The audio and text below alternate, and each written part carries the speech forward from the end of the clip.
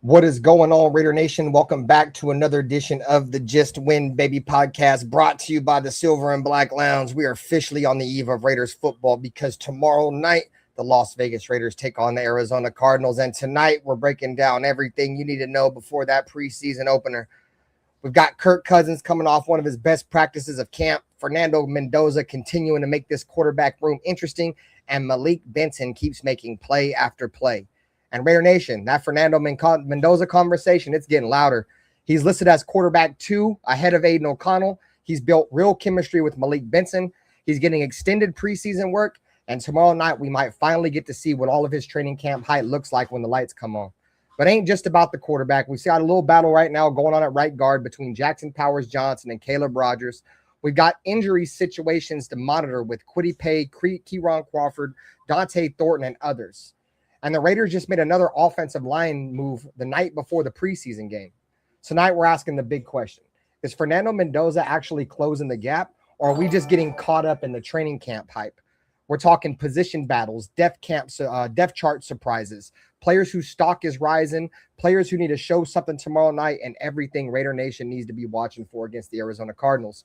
So smash that like button, subscribe if you're new, get active in the chat, let us know where you're watching from. Grab your drinks, light up whatever you light up, kick your feet up, get comfortable, pull up a chair, smash that like button, because this is the Silver and Black Lounge. One nation, one family, one lounge. Let's roll.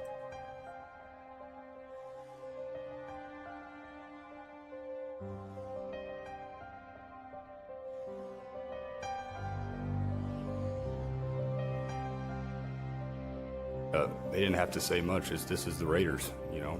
This is one of the most historic, franchises in the NFL with a great history that I want to be a part of. I want to be a part of furthering that history. When you say commitment to excellence, okay, and you look at the walls around here, and you look at the players on this wall, and there's a history. There's a history of Hall of Fame players here. There's a history of Super Bowls, and that's that.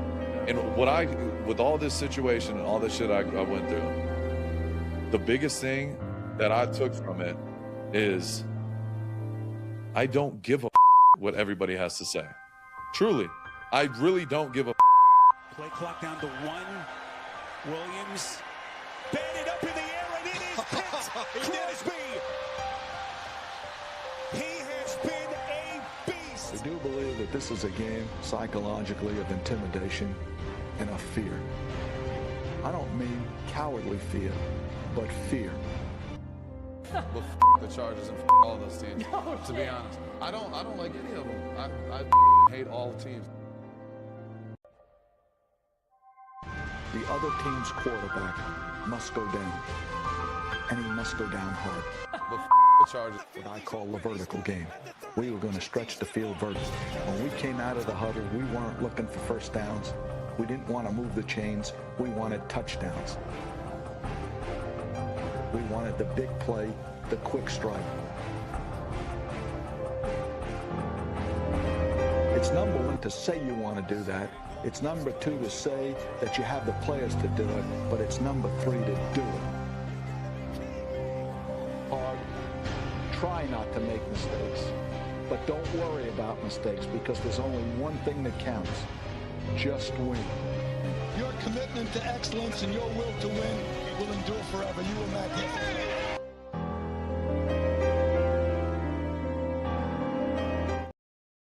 Yo, what is going on, Raider Nation, man? Welcome back to another edition of the Just Win Baby podcast. I'm tuned in tonight with my brother, DR Barry. What up, DR Barry? Nice to see you, bro. You're on mute. You're on mute. On the StreamYard side, you're on mute. Oh, and there he goes, man. So shout out to DR Barry. Dirty Raider probably gonna be taking the night off. Dirty's got some shit to take care of in the morning. I'm not gonna get into his business, but he gonna be taking the night off, bro. It's gonna be me, Nutty Raider Nate, DR Barry, man. DR Barry's been watching my channel for a while, a longtime supporter of the show, and he said he wanted to get on and talk Raiders with Raider Benther in the lounge and Nutty Raider Nate. So we got him on, man. So we gonna talk a lot of shit tonight, bro. We got, Zamir White going to the 49ers. Zamir White wearing that San Francisco booty ass fucking gold and amber. Fuck out of here. Good luck, Zamir White. You gonna need it, goddammit, you son of a bitch. You're terrible. He's just a camp buy, though, bro. I ain't gonna lie. The Niners just brought in Zamir White to kick his ass to the curb after all the running backs come back. I think DR Barry back. What up, DR Barry? Can you hear me now? Yeah, I hear you now, bro. What up with What's you, up, bro? man? How you doing? I'm doing well, brother. How are you? Good. Can't wait for tomorrow. Finally some Raider football, bro. Agreed. I don't know how many months. We got a super chat, my boy James Furpo. What up with you, brother?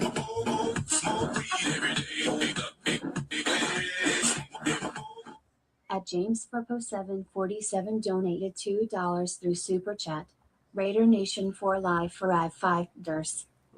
Fighters. What up with you, James Furpo? Saludos. Let's get a quick shout out to the chat, man. I seen J Money was dropping jewels, bro. Appreciate you. He dropped 6-7 jewels, bro. Appreciate you, game. James Furpo in this joint. J Money. Earn. What up with you, Earn? Always a pleasure to see you guys with us tonight, bro. Anthony Estrada. What up, man? Alfredo. Hopefully you guys are all having a great night. I got a poll in the chat right now, guys. Participate in the poll. Who are you most excited to see tomorrow? Malik Benson, Hezekiah Massis, Tonka Hemingway, or other? Insert said name in chat, man. So saludos to you. What up with you, hot dog? Always a pleasure to see you, man. So before we get into some Raiders shit, you have any thoughts on Zamir White going to the Niners? Hey, he's got to make money. He's got to feed his family, I guess.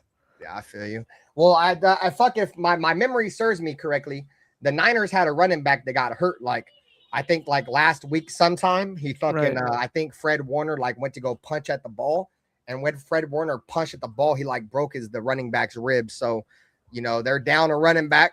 They're always down somebody. Yeah. They're like the Chargers, bro. It ain't NFL season week 1 until the Niners or the Chargers are on injured reserve, dude. Facts. That's typically how it goes. Outside of that, the only real Raider news we got today is that the Raiders did pick up an offensive lineman. Let me get you guys his name. We picked up an offensive lineman and we cut an offensive lineman. So the Raiders picked up Braden Daniels, former 4th round pick of the Washington Commanders from Utah. And in a corresponding move, the Raiders have waived offensive guard Justin Pickett. So I don't really know too much about the kid. I'm not sure if you do. You know anything about that offensive lineman?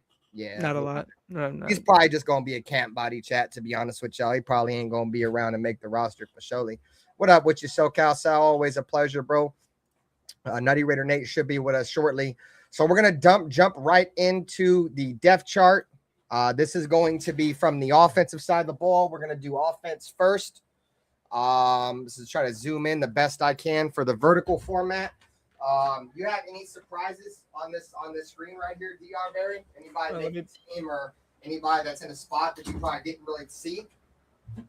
Honestly, no. My biggest takeaway from the depth chart, to be honest, is I feel like all of our receivers room, I feel like wide receiver 1 is kind of up for grabs at this point. I really wanted us to go after a veteran wide receiver like a Stephon Diggs, like a proven decent, reliable wide receiver 1. But it looks like we're banking on one of our guys taking that next step, whether that be Malik Benson, Trey Tucker, Jack Besh. So yeah.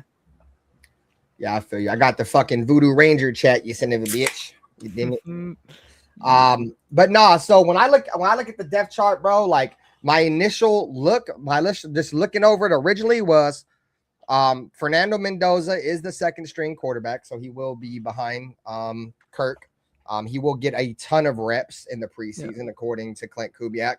Yep. One thing that stood out too is that Caleb Rogers was apparently battling for the right guard position with Jackson Powers Johnson. But on the depth chart, if you see right here on the depth chart, they have him listed as a 2nd string right guard. So why the hell was he even battling for left guard if the Raiders see him as a right guard? I don't know. That shit kind of threw me off when I seen that too. So right. See where Nutty Raider Nate's at. Text my man. You look at, let's see, Malik Benson. I'm not sure if they have him as the 3 or the 4 on this depth chart, because you see they will obviously have Jalen Naylor number 1, Trey Tucker number 2, Jack Bech number 3. But they have Malik Benson right here behind Jack Bech is number 3. So, but then they have Dante Thornton up here. So I doubt Dante Thornton or Malik Benson is behind Dante Thornton, because from what I'm hearing right now, dude, is Dante Thornton's injured, and even when he's not injured, he don't look good. Yeah, I was really high on him coming out of Tennessee last year, dude. Like, I thought he had all the intangibles to be good. 6'5", 4'3". Like, I was really high on him. Yeah, a lot of people were like, I was high on him too, but I did understand. I made sure everybody understood last year. Same thing with Darius Porter is Darian Porter is that fucking, these guys are developmental players. And what I mean by that is that Dante Thornton in general, Dante Thornton was, when he came out of college, his route running was questionable. Like, everything that would make you an elite receiver at the next level was questionable. You know what I'm saying? His release, all that shit. So, I knew Dante Thornton was going to be a project, and it was probably going to take some time, but it, unfortunately, for him, the Raiders got Malik Benson this year, and Malik Benson may fuck around and get him cut, bro. I'm not going to lie. Like, if he keeps getting hurt and he's not practicing, bro, he could fuck around and get cut. So, I see he's been hurt, right? He's been missing practices. It's like he's missed like 4 practices in a row or something like that. Yeah, on top of the fact, not only is he missing practices, but when he's out there on the field, he's struggling to create separation. He's not holding on to the football. He's having trouble holding on to the ball. So, all around, just not good, bro. Like, we need one of those receivers from last year's draft class to pan out, bro. Rather it's gonna be fucking Jack Bech or Dante Thornton. We need one of them, But to be honest with y'all, I don't think either one of them is going to pan out, to be honest. You guys know my thoughts on Jack Bech. I have no confidence in Jack Bech, even though I did see a clip of Fernando Mendoza throwing him a touchdown last night at practice. So that was kind of interesting to see. So hopefully he pans out, because I don't have much faith in Dante Thornton, just because I know his skill set is extremely limited, bro. And unless we coach him up, he's probably not going to be, a number 1 or a number 2 for us. He's going to be like that gadget type player. So yeah, Malik Benson's the guy I think we all need to keep our eyes on, bro. He could be the guy that gets drafted in the 6th round that ends up being our starter by the end of the year. I'm excited to see him tomorrow. Yeah, and it's going to be interesting too, because he's going to have some good quarterbacks throwing the ball. It's not like he's going to have some slouches out there. He's going to have Mendoza, who, according to all the reports we've heard coming out of camp, Mendoza's been finding Malik, regularly, and they have a really good connection there. And then also he's going to have Aiden throwing in the ball, and Aiden, depending on how you guys feel about Aiden's a capable quarterback, you know what I'm saying? So he's going to have some guys that are talented throwing in the football. I'm going to be excited to see, what they all look like. But, there's a lot of excitement for this team, because a lot of the guys that we think should produce, or that we need to produce, are a lot of young players, bro. So, like, we need Jermod McCoy to pan out. He's going to get a lot of burn in preseason. We need Hezekiah or Darian Porter or one of these guys to pan out. They're all going to get a lot of burn in preseason. All these wide receivers are. So that's one reason why I'm excited for the preseason, bro. We have a lot of guys on our team that we have to see if they're going to be starters or not, bro. So I'm excited for it, bro. Yeah. Excited for it nonetheless, for surely. Like I said, the battle in the trenches on the offensive side of the ball is really going to be one of the main things I'm paying attention to, bro, because I think this team's only going to go as far this year as far as the offensive line takes them. You know what I'm saying? If the offensive line is anything like it was last year, we're probably going to suck. God. Yeah, we can't be. Can you imagine? What's that? After all that money you just paid Tyler Linderbaum? No, Tyler Linderbaum is not my concern. Yeah, my concern is more with Spencer Burford. Mm-hmm. My concern is more of the health of JPJ and Colton Miller. Outside of that, I think if JPJ and Colton Miller can just stay healthy, you feel me? And we already have Tyler Linderbaum. I think those 3 guys alone are some of the top guys at their respective position. I think when Jackson Powers Johnson's healthy, he's a really good guard, probably one of the better ones in the league. Tyler Linderbaum's already proved he's one of the best centers in the league. And we all know when Colton Miller is healthy, he's one of the best tackles in the league. So there you go right there. You got 3 bona fide guys that are 3 of the best at their positions, respectfully. And now we just got to see the other guys pan out. I'd be lying to you if I wasn't just a little bit concerned of fucking DJ Glaze. Yeah. I'm a little concerned for DJ Glaze. I know he had a bad year last year, and I'm hoping he can bounce back as all of us are. But there's also that little hope, there's that little chance that he might not bounce back, dude. He might suck. He might stink.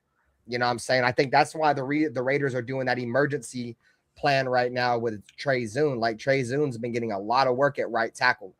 Yeah. Because I think they understand if this DJ Glaze shit don't work out, we're gonna be up Shit's Creek with no paddle if we don't have a right tackle. So you're seeing Trey Zoon get some work. And for whatever reason, this coaching staff has completely sold out that Charles Grant is a left tackle. Like, we need a right tackle more than a left tackle. And Charles Grant has gotten 0 reps at right tackle, from this coaching staff, rather that been OTAs or training camp. He's working exclusively at left tackle. So what that tells me is that he's probably going to be Colton Miller's replacement, or that's what they see him as. He's going to ride under the shadow of Colton Miller right now. And then when Colton Miller's ready to hang it up, I think that's where Charles Grant steps in. What's up, Money Chuck? He said, DJ Glaze concerns me. If Miller gets injured this year, we're fucked. Yeah. No, you're right. But you have to keep this in mind too, though, Money Chuck. It's not all just the Raiders, right? If any team in the NFL loses left tackle with the talent level of Colt Miller, they're fucked. You know what I'm saying? That's just the way the NFL. But I hear what you're saying, because in all honesty, look at all the years that, we've been good. Colton Miller has, stayed healthy. It's the years when he goes down with injury, you can clearly see the offensive line take a significant drop off. So let's see what we got in the chat. James Furple with all the membership emojis, bro. Appreciate you, dog. Make sure you guys, all the membership gang, man, you guys get the membership emojis flying in the chat. You know what's crazy, dude, is I post a poll in the chat, right? And so far it's got 11 votes, right? And the poll says, who are you most excited to see tomorrow? I have Malik Benson, Hezekiah Masses, Tonka Hemingway, and other posts in the chat. There's not one person who's excited to see Hezekiah Masses tomorrow, dude. Not one person selected him. That's kind of crazy to me, dude. It's kind of crazy, bro. He's like him. If I had to choose, one guy on offense and one guy on defense, I'm going to be completely locked in on tomorrow. Just 2, right? I'm locking on Fernando and Hezekiah, bro, because I want to see what the future looks like with Fernando when he gets through all of his reads. Shots 805. I was watching the show tonight. He makes a great point. We all know Fernando Mendoza can drop back and throw the ball to his first read all day. But we need to see what he looks like when that first read's not there and he has to start to get to reads 2, 3, and 4. Yeah. So I'm looking forward to that. Fernando just in general. And then I want to see Hezekiah Masses, bro. Hezekiah Masses has gotten the most, hype in the offseason so far. And this is no diss to Tonka Hemingway, but a lot of us kind of know Tonka Hemingway is probably going to be good because he was on our team last year. He never really got a shot, came through in the last 6 games, whatever, and have 4 sacks. I think a lot of us expect Tonka Hemingway to be good this year.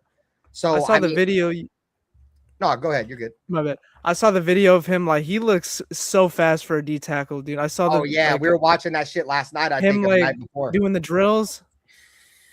Yeah, bro. You just don't see a guy that's pushing, 300 pounds, 280 or whatever, that moves the way Tonka does, bro. He fucking moves, dog. And yes, chat. So the Raider game will be on ESPN, but it's not on just regular ESPN, chat. It's on ESPN Unlimited. So I've already pretty much found out everything about the game. If you don't have ESPN, the only other way to really watch the game is to pay for NFL Plus. NFL Plus, you'll get it for the entire month. You'll get to watch every Raider preseason game on NFL Plus. It's $7 for a month. So if my ESPN Unlimited don't work tomorrow, because me and Tim have a joint account, Raider Tim, you guys see Raider Tim in the chat, bro, give him a shout. Me and Raider Tim, he shares his Sunday ticket with me, and I just give him drops on Sunday ticket. So if it doesn't show on YouTube TV, then you'll have to buy NFL Plus. It's $6.99 for the month. So, I mean, it sucks, but I mean, I'm sure if you fucking want to watch the Raiders, you're going to pay $7 for fucking 3 games. It's $2 a game. You know what I'm saying? So, or you could illegally stream it. Yeah. If you have a streaming site, you can definitely stream this shit too. I know they fucking whacked a whole lot of streaming sites, bro. There's not very many still left. I don't know if ppv.to still works anymore, but that was like my shit. Let me see. I'll click on it right now and see if it still works. ppv.to was my go-to. Okay, so ppv.to looks like it's still working, chat. So if you guys need a streaming site, this is typically the site that I use. Everybody uses like Stream East and shit, but this one is the one that usually don't get overloaded. If it gets overloaded, don't blame me. It's a streaming site. It's ppv.to. I just posted in the chat. I'm looking at it right now, and they currently have the Raiders game on there. So Damn, go there tomorrow. It says the site has been seized on mine. ppv.to. Mm-hmm. That's crazy, bro. Look, bro. I'm looking at it right now. Look. Got a bunch of like FBI badges and shit. What? This site has been seized. See, Okay. you put it in like this right here. Let me see. ppv. No space. It's just ppv.to. Oh, okay. Yeah, I just put the space so it didn't post a link in my chat, but it's just ppv instead of .com. You put .to. But you can see they have the game. Let me see. Let me scroll down. The game's right here. Arizona Cardinals versus the Las Vegas Raiders. So it's supposed to be on there. So you guys, like I said, ppv.to. That should be Alfredo said the Fed's coming for you, DR Barry. That's what that is, you son of a bitch. What up, Alfredo? But yeah, so try that. Try ppv.to. We the people. I've heard Superbox, bro. I'm somewhat technologically inclined, but for whatever reason, when it comes to like Fire Sticks and shit, dude, I'm not very good at that, bro. So luckily for me, though, we the people. You can buy them, I think. Oh yeah. I bought them. I bought them whatever the fuck, they modded them are pre-modded, but when it comes to like adding other shit, bro, I don't know how to do none of that shit. All right. But yeah, man, anyway, shots to Raider Tim, because Raider Tim, he pays for NFL Sunday ticket. And apparently he said there's 3 of us. So I pay 100, he pays 100, and his buddy pays 100. So we pay. How much is Sunday ticket now? $325 a year plus the price of YouTube TV. So you have to have YouTube TV, and then you have to pay on top of YouTube TV. He already has YouTube TV, so. I think you can buy NFL Sunday ticket straight through YouTube if you have YouTube Premium. I think you have to have YouTube Premium though, because last year I had YouTube Premium, and I was watching the games for I think I paid like $150 for the year for Sunday ticket. But I think it's because they keep in mind that you're paying $20 a month already for YouTube Premium, so they kind of add that on top of it. But it's like $300, give or take. It's crazy, bro. Like you used to have satellite to get Sunday ticket. Like that used to be a direct TV thing. Yeah. And it's crazy. Like you don't even see satellite anymore, bro. I don't remember the last time I've seen a satellite dish on the side of somebody's house. Streaming changed the game. Completely changed the game. It's fact, especially with like old motherfuckers like me, bro. I remember like going to like Hollywood Video and Blockbuster and shit, bro. And like even the like Redbox. Yeah, I was getting ready to say Redbox, dude. Like and all that shit. Streaming just killed them, dog. And if I could go back in time, like maybe 15 years ago, and they could be like, well, if you were to go back 15 years ago, what would you do, bro? I would invest in motherfucking Amazon and goddamn Netflix, goddammit. I'd have put all my money in that. I use the fuck out of my Amazon Prime. What up, Al's Ghost? Bro, if I half the time shit on Amazon's way cheaper and I don't have to leave my motherfucking house, fuck that. Hey, what up, Richard? With you, Richard Lyon? I didn't see you in the chat, bro. What's good with you, brother? So what are you looking forward to offensively tomorrow? Like what's like your main thing you're looking at when you're looking at the offense outside of Fernando? Because I think obviously everybody's going to be wanting to see for Fernando play, but outside of Fernando, like what are you looking for? This is a question for you guys too, Chad. Offensively, what are you guys most excited to see tomorrow on the offensive side of the ball? Malik Benson. I'm really looking forward to see Malik Benson play. If he can be that just competent wide receiver 1, great. We don't need him to be elite. Yes. Like we already have Brock Bowers. Like that's our number one. Like if in terms of receiving, Brock Bowers is our number 1 target. Like, but if Malik Benson can just he can show us he's got it. He can just be that competent, reliable one. That's what I'm looking forward to seeing. And I know it's preseason, but I mean, he's only in control of who's across from him. Right. That's whenever people be like, oh, well, he did this in preseason. You act like he gets to choose who the fuck he plays against. He don't choose who he plays against. But guess what? Whoever the fuck he was in play against, he fucking dominated them. You know what I'm saying? And that's really what it comes down to. Bro, I'm telling y'all, this is really a gut feeling of mine. I really feel this way. If Fernando Mendoza comes out in the preseason and fucking kills it, I know preseason don't mean anything, right? But if just say hypothetically, he comes out and he dominates, he just looks so much better than everybody else, right? And he kills it in camp, right? If the offensive line can protect him, dude, there's no way in hell he ain't gonna start week 1. You know what I'm saying? Like, if I feel like if he goes out in this Cardinals game and he looks good, he looks surgical, he goes out next week, you know, against the Texans after having a scrimmage against them, because mind you guys, we have a scrimmage this upcoming week against the Houston Texans, which in all honesty is more important than preseason games. If you ask an NFL team, they'd rather have scrimmages than a preseason game because it's more contact. And there's actually, when there's scrimmages, there's actually scheme put into it. So they scheme a little bit against each other. So, and then, like I said, if he comes out and he looks good tonight, and then after the scrimmage, he looks good against Houston, and then he looks good against San Francisco, he's going to have a 2014 Derek Carr preseason. If you guys remember Derek Carr, that 2014 season, nobody thought he was going to be the starter with Matt Schaub, and even James Jones said the same shit. That's why I'm so glad he said that, because I had been making this same comparison for fucking weeks. If this is just like people look back and was like, oh, the 2016 Raiders versus the 2026 Raiders comparison I did a few weeks ago. It's because the last time the Raiders were in the same kind of situation, it was with Derek. You know what I'm saying? When Derek was brought in, the Raiders didn't want to play Derek. They didn't. I don't know if it's because they didn't think he was ready or whatever, but he was a second-round pick. They paid a lot of money to Matt Schaub. The goal was to come in, let Matt Schaub, develop, or not Matt Schaub, but Derek Carr develop behind Matt Schaub. Well, unfortunately, Derek Carr just looked that much better than him. And I feel like this is the same scenario. If Fernando Mendoza looks that much better, if he has a 2014 Derek Carr type preseason, he has to be the starter, bro. You got to get the guy in there that gives you the best chance to win. And that's one thing that I did love about Clint Kubiak when he did come out and he addressed, the media after the first training camp. He was like, yeah, Kirk Cousins is the starter now, but it's just because what he's already done in the league. But I'm expecting Fernando and Aiden to push him. And if Fernando and Aiden push him and Fernando pushed him hard enough and he wins, bro, I feel like you got to start him, bro. Yeah. I've been saying this since we drafted Fernando. I think Kirk is going to end up starting, but he's getting up there in age, I think he's going to struggle.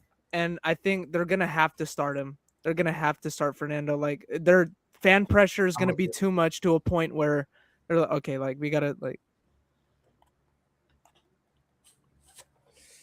And I'm with your comment right here, Alice Ghost. That's why I've been constantly saying the offensive line.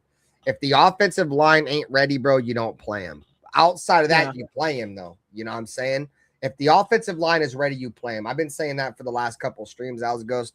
That's the only way you play him. I get it. Like, everything could be right, but if the offensive line sucks, I wouldn't play him, bro, because I don't want him to get killed. I've said this before. You don't want his confidence to get shattered. Yes, there you go right there. The best way to ruin a young quarterback's career. What up with you, Raider Dez, bro? Sorry I didn't give you a shout out. I seen you comment earlier. The best way to ruin a young quarterback is to kill his confidence early on, bro. You kill his confidence early on, especially with something that he can't control. He can't control how his offensive line block for him. But he can control, be like, man, fuck this. I ain't never going to get protected. I'm just going to keep throwing this shit. I don't care. They can't protect me. Like, you will get that mindset with him, and I'm with you. Yeah, we're all with you, Owls Ghost. We agree with you in terms of, like, if the offensive line don't got their shit together, no, don't play him. I don't want to play him neither. That would be the only reason why I wouldn't play him, though, Owls Ghost, if I'm just being honest. Because shout out to Marcus Johnson from Tape Don't Lie. I think we talked about it yesterday. Is he was at camp, dude. And he said that, from the line of scrimmage to about 20 yards down the field, Kirk Cousins has a good arm. Hey, shout out to 20 likes, bro. I appreciate y'all. So anywhere between, the line of scrimmage and 20, 25 yards, Kirk Cousins he's got some zip. He's got some velocity. The balls look good. But he said where his arm looks bad is when they're throwing the ball down the field. Anything 20, 25 yards down the field, plus 20, 25 plus yards down the field, his arm kind of dies.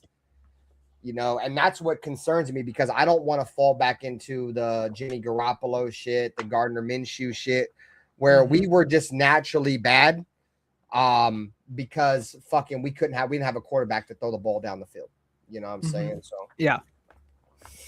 So I know we got a couple comments in the chat, bro. Shouts to Raiders. Shout to my brother, bro. Appreciate you, Raiders, bro. You know what time it is. So I got a comment up here. This one I want to talk about too. Richard Lyon, Antonio Brown was a 6th-round pick and turned into a monster for the Squealers. So hope we struck something like that. And a lot of it is work ethic. Check this out, bro. Yeah. It's work ethic, Richard Lyon. It's how you practice. It's how you practice. Go back and listen. Go back and listen to the way John Gruden spoke about Antonio Brown, bro. He said the main reason why I wanted him, bro, was because, hey, keep all that politics shit out of my chat, bro. I'm not with all that shit. So if you go back and you look at Antonio Brown, bro, he was a fucking practice animal. You know what I'm saying? And that's all we've heard from Malik Benson, who's also a guy that was drafted in the same round, you know, just a practice warrior. So, yeah, comes down to work ethic, you know, especially with those later round guys like look at Maxx Crosby. Like, you know what I mean?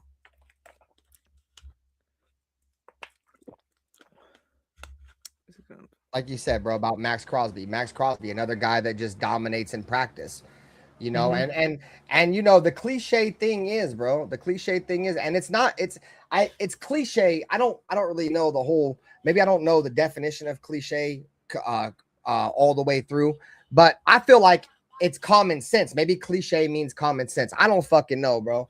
But I feel like it's common sense for a lot of the things that the Raiders are doing right now, bro. Like we're doing something that we haven't done, bro. We've tried to do some extra shit and it's never worked out, just getting back to the basics. And we're getting back to the basics, bro.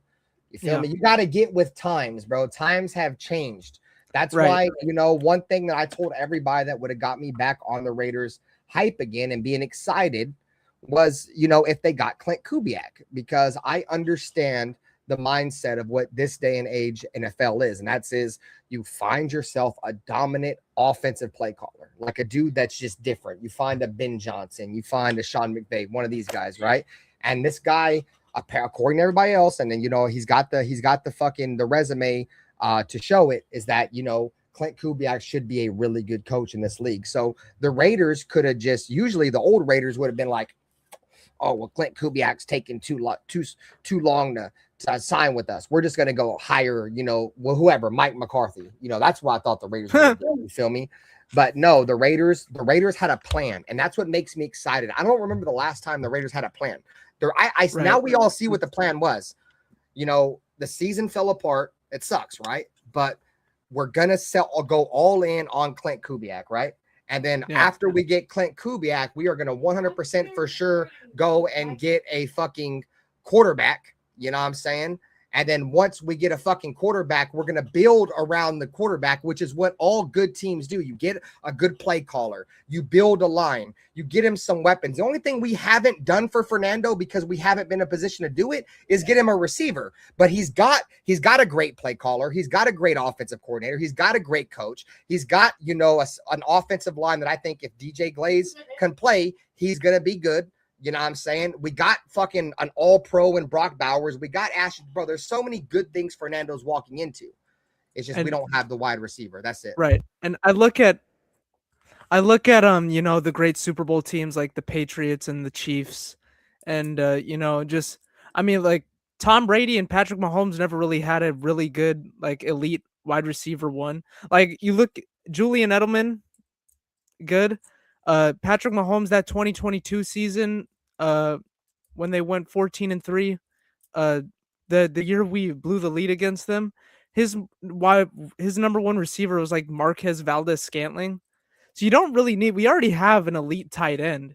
Like look at Tom Brady, Patrick Mahomes, they had elite tight ends to help them go on to win those Super Bowls. So like you don't need an elite wide receiver. You just need a competent, like, I mean, it's great if you do have one as well, but you just need a competent wide receiver, just good old reliable. Like you said, bro, go back and look at Tom Brady, bro.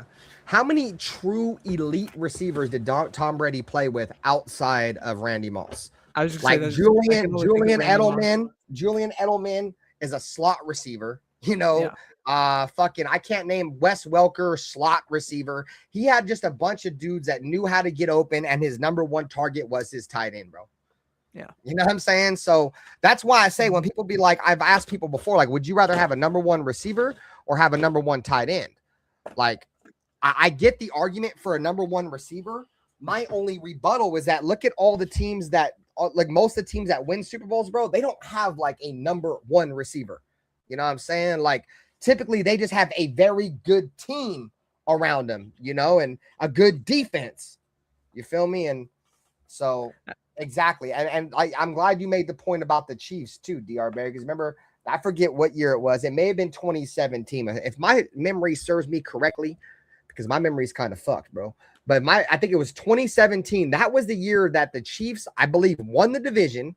And they definitely went to the playoffs that year, but they had no fucking receiving touchdowns from a wide receiver on their team, dude. 0 touchdowns from a wide receiver. All their fucking touchdowns came from running backs and Travis Kelce. You know what I'm saying? That was when they still had Alex Smith. Yeah. What up with you, Steve? He said, don't hate white receivers. I'm not hating on a white receiver. It's got nothing to do with it, bro. I shout to 401 Raider Jeff. What up with you, bro? All right, guys. So let's swing over to the defensive side of the ball. Let's see, it's going to bring the graphic back up.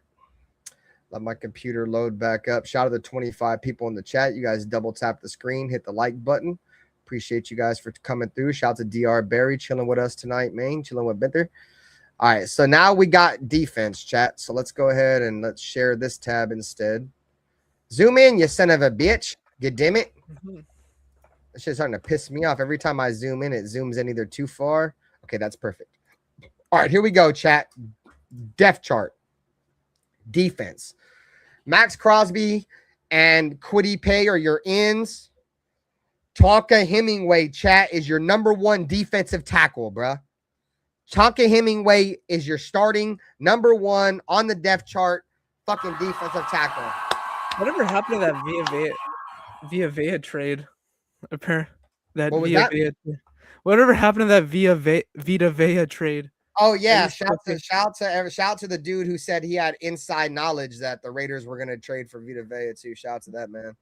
I never does he actually have sources? I'm not like Mitchell Rent, like I'm not trying to like talk shit about Mitchell Runs, but like I don't know, like he always like says he has sources, and I'm just he ain't got no sources, dude. This isn't the first time he's come out and done shit like that. That's the reason why like people really weren't surprised.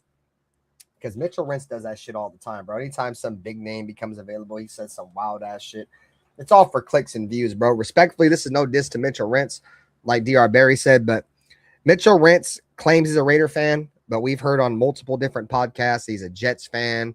He's fucking multiple. He's a Green Bay Packers fan. Yeah, bro. He came out publicly and said he was a Jets fan. And you can go back to watching the Keep It 300 podcast with James Jones. And he was on there interviewed and said how I believe he said he was a Packers fan. But anyways, that's besides the point. Yeah. The point I'm trying to make is that he works for a network. Right. And just unfortunately for us, he covers the Raiders.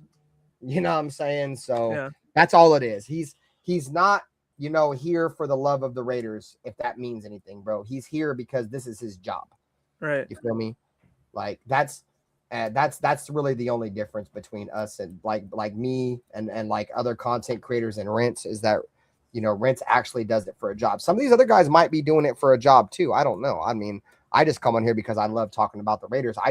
I can't come on here and be disingenuous. That's the reason why I can't really do Raider content in the off season because I'm really only on YouTube to do the Raiders.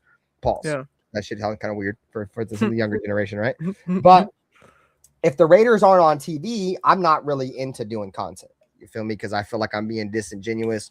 I love the Raiders, but the Raiders have to give me something to talk about in the offseason. I mean, it's just trying to create content. That's why, like, if you see me in the offseason, I just do like Madden content and shit. So yeah. Anyways, but shout out to Mitch Rentz, bro. Like I said, I ain't got no issue with the dude. I don't like people who put their name on shit and say this is gonna happen and that's gonna happen, and guys who claim they have sources. Like, I didn't like Sanjeet.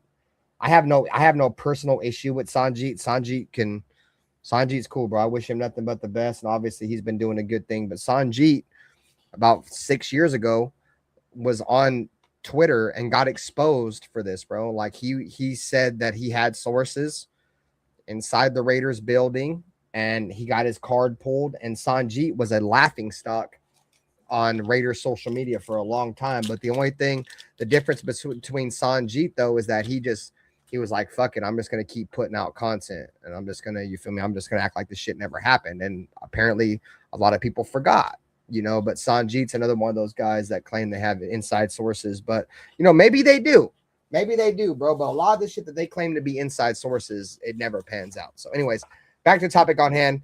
Taka Hemingway is your number one starter at defensive tackle. How we feeling, chat? Is that a W or an L that Taka Hemingway is a starter? Would you rather have Adam Butler being one or Taka being one? How you feeling, DR Barry, about Taka Hemingway going from, what was he, like a 6th-round pick last year to the Raiders to being D tackle number one in one season? Hey, I mean, you look at last season, he came in, had 4 sacks, didn't really get a chance. I think he's earned it, sorry, I'm trying to figure out what to say. He's hold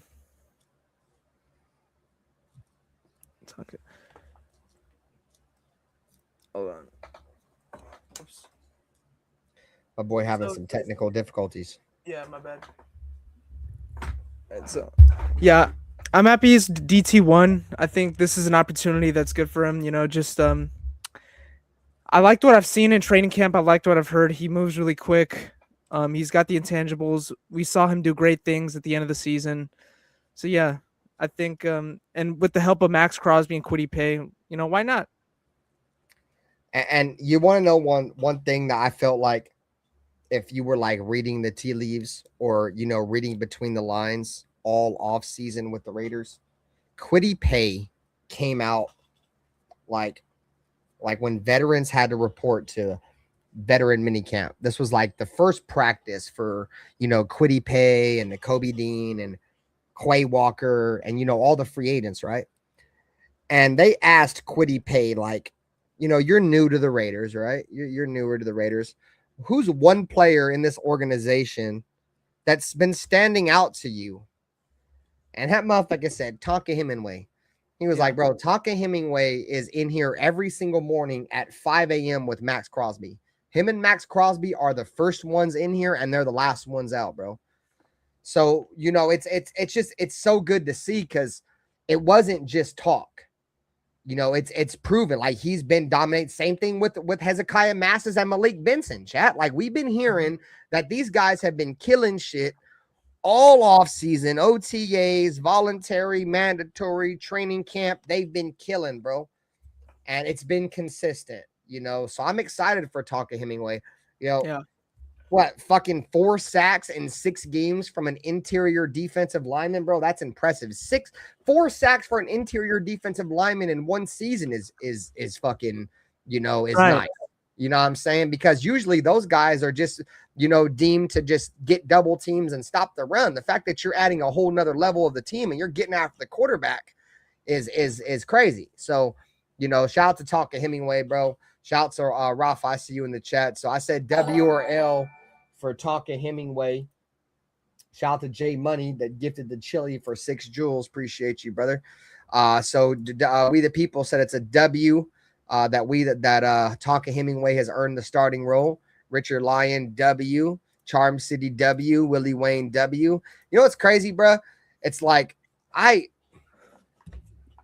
this was the one guy that when I was asked when they drafted him, right, they were like, hey, bro, like, if you could pick between Taka Hemingway and JJ Peguillas, who are you more excited for? And if you go back and if you remember, chat, JJ Peguillas and Taka Hemingway, when they came out of college, not only were they known for being, pretty good interior defenders, but they were also known for carrying the football. Like Taka Hemingway and JJ Peguillas were scoring touchdowns, in college. You feel me? And the difference, the only thing that, in my opinion, that made them different is Taka Hemingway was more of a defender. Like, I felt like JJ Pegues, it wasn't that he wasn't a D tackle. I just felt like when I looked at them, compared them side by side, I felt like Tonka Hemingway was the better like defender, and JJ Pegues was the dude that was better carrying the rock, because they were both defensive tackles that got offensive snaps. So I'm excited for JJ Pegues as well. Shout out to Marcus Johnson for the tape don't lie. He also said that JJ Pegues was a guy that looks good out there. You know, obviously he's in a crowded defensive tackle room. You know, he has, you know what's crazy, bro? Is Tonka Hemingway beat out 2 starters from last year. He beat out not only Adam Butler, but he beat out Jonah Luwalu too, because Jonah Luwalu was a starter last year. So he beat out 2 starters. So now he pushed Adam Butler to D tackle number 2 and Jonah Luwalu to defensive tackle number 3. That boy's out there fucking balling, bro. Grinding. Practicing hard, bro. That's really what it comes down to, dog. So we the people said Tonka put up Jalen Carter numbers in 4 games. I'm not gonna compare him to Jalen Carter just yet. But no, Jalen, he looks good, bro. He looks good. And this is the thing. Like, we the people, me and we the people has been going back and forth for a while, because I know we the people, he didn't really fuck with or he didn't really fuck with Jalen Carter, and I fucked with Jalen Carter. You feel me? So me and him has been going back and forth for years. But shout out to we the people. I would love to have Jalen Carter though, bro. I ain't gonna fucking lie. I was watching your stream when we drafted Tyree over Jalen Carter. Oh yeah, bro. That shit was pitiful, dude. I mean, I get it, bro. I get it, gang. But it's Jalen Carter, bro, is imagine if we had him and Tonka Hemingway right now, bro. That should be fucking insane. Shout out to Raiders. It's a W that Tonka's balling. J Money said, do you see the Raiders making any trades this upcoming season for this year to order making the playoffs or nah? The only trade I could really see the Raiders doing is if the Raiders suck and we trade Maxx Crosby. Yeah. I don't think we're trading for anybody, because I don't think we're going to be close to making the playoffs. I mean, I could be wrong, J Money, and I want to be wrong. I don't think we're gonna acquire anybody, but I could definitely see, you know, say 6 games in. Let's just say hypothetically 6 games in, the Raiders are 2-4 or 1-5. Yeah, Maxx Crosby might be out that bitch, dog. I said, I think 6. I'm at 6 to 7 wins with this current roster right now. I had us at like 8 wins last year, and then we went through. I'm at 6 to 7 wins. I think that's reasonable. No, I think we can get 6 to 7 wins, J.R. Barry. It's just I feel like the Raiders are gonna Raider, bro. They're gonna fucking suck. Like, and you know what's crazy? If we can get 7 wins or 8 wins, like if we can pull a couple games out of our ass, we can make the playoffs. Like, you can, if we're winning 7 games with our current schedule, right? Say we can pull off the Bills. Yeah. Or we could pull off, you know, I don't know the toughest teams on our schedule, but just say we pull off, or say we sweep a team in our division. Say we just get lucky and we sweep some team in our division. We could have 8 or 9 wins and be a playoff team. But you know what? I feel like this season's gonna be like, you know, remember Derek Carr's second year in the league, 2015, where he had like 30 touch. We weren't the best team, but like we were gritty. You know, we had fight. Like that was the year. Competitive. Yeah, we were competitive. I feel like it's gonna be like 7 wins that year. If I'm hoping we went 7-9. Yeah, that's. I'm hoping that's what. That's the kind of year we have. I feel like the talent's there. The talent's there, DR Barry. It's just my issue is, will the Raiders be able to get enough stops? Because I love Nakobe Dean, bro. Trust me, I love Quay Walker. I love Max. But outside of those 3 guys, bro, it's a lot of question marks. And 2 of those 3 guys have injury histories, bro.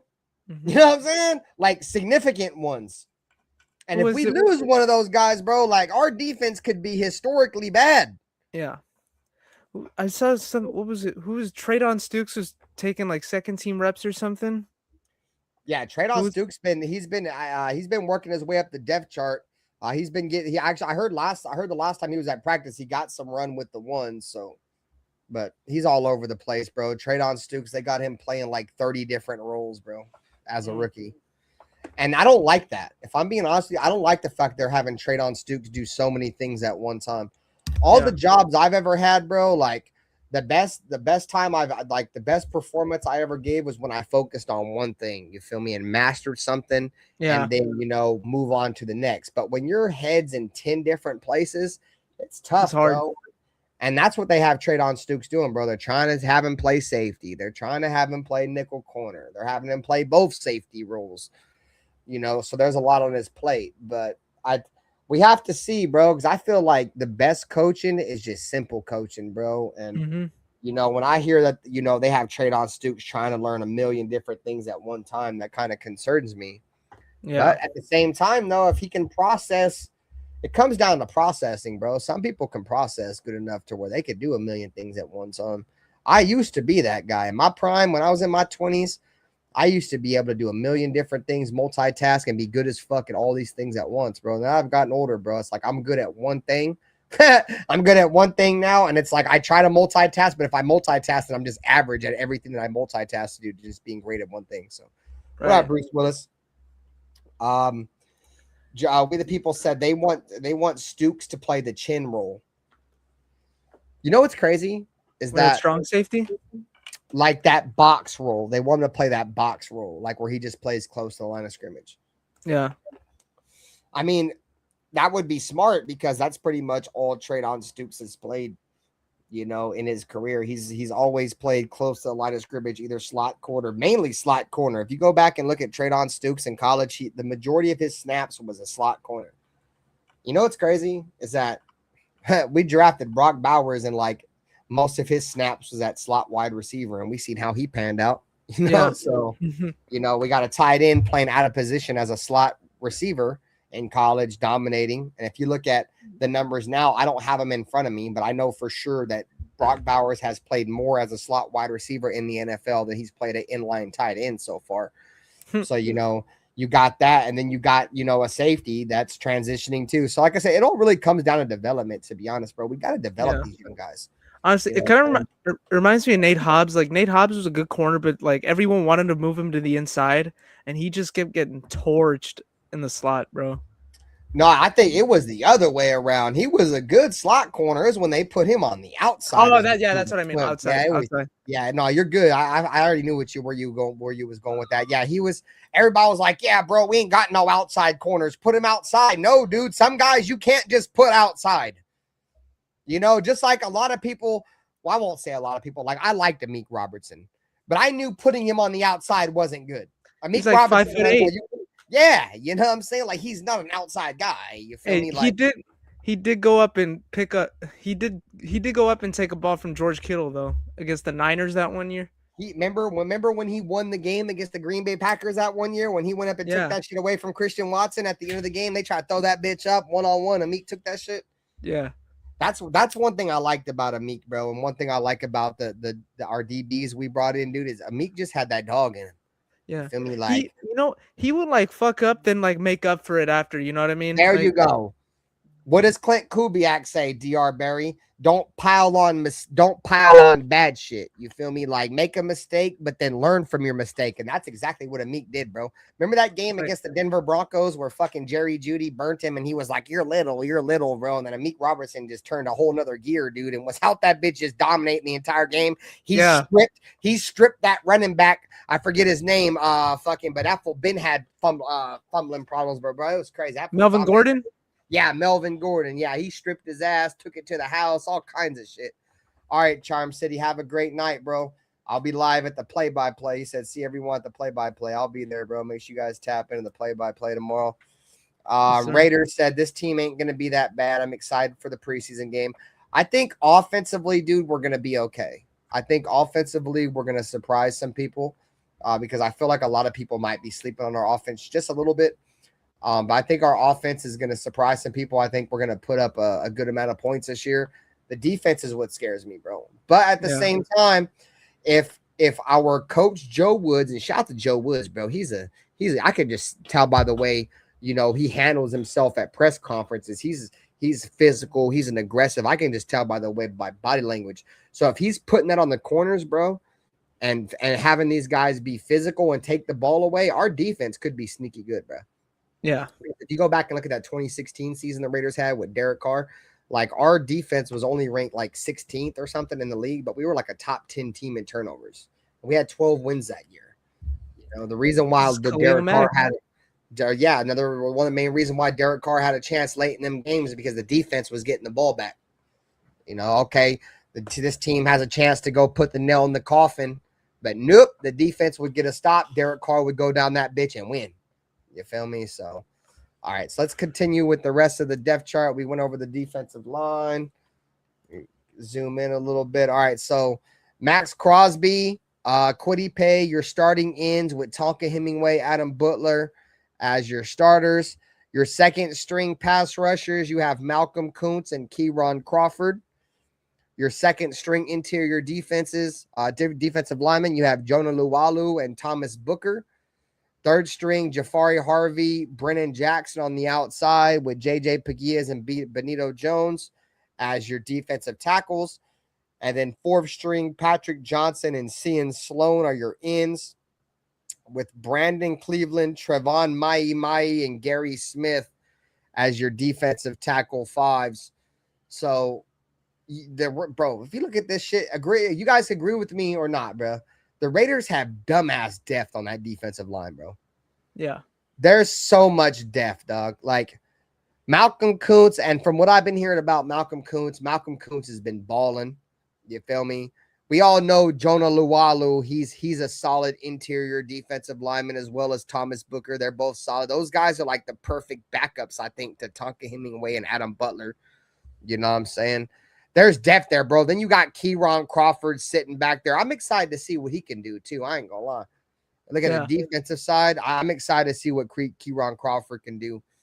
But, yeah, Cian Sloan, bro. Cian Sloan's at the butt crack, at the caboose of this roster, bro. When he gets on the field tomorrow, he's going to be playing against nobodies.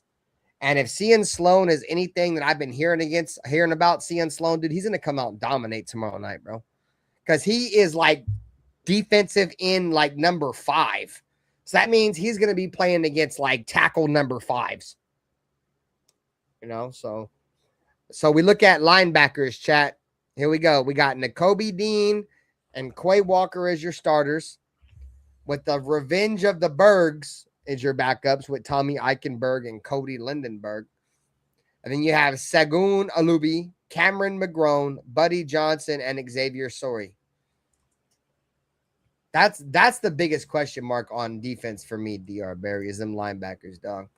Like I like Nakobe Dean, I like Quay Walker, but everything behind them is kind of ass, bro. Yeah.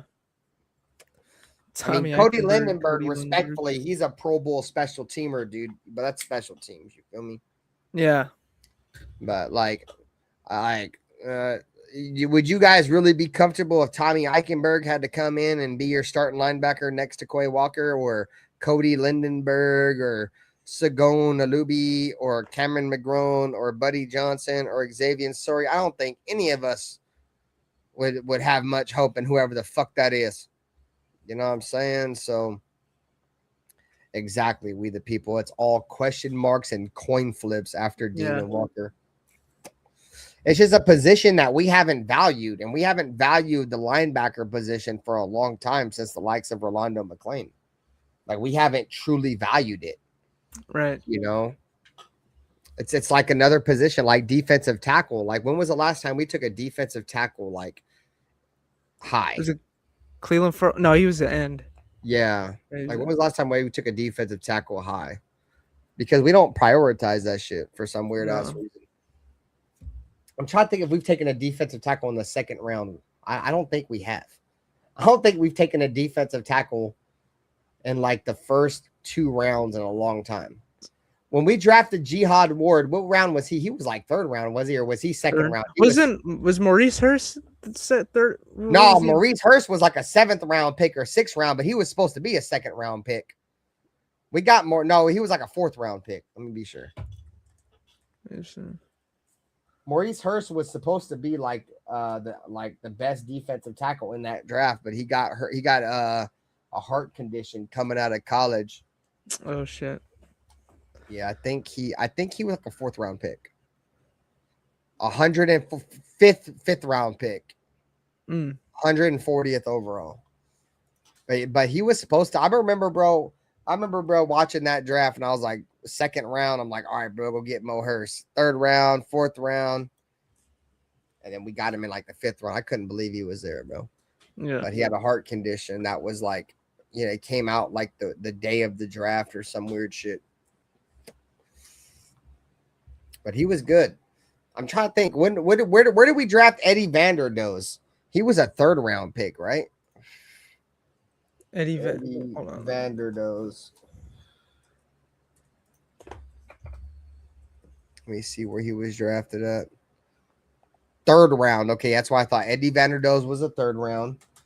Where did we draft fucking Jihad Ward? Because I think Jihad Ward was a D tackle, and if I'm not mistaken, we drafted him in the 2nd round, 1 pick before fucking the Derrick Henry got drafted.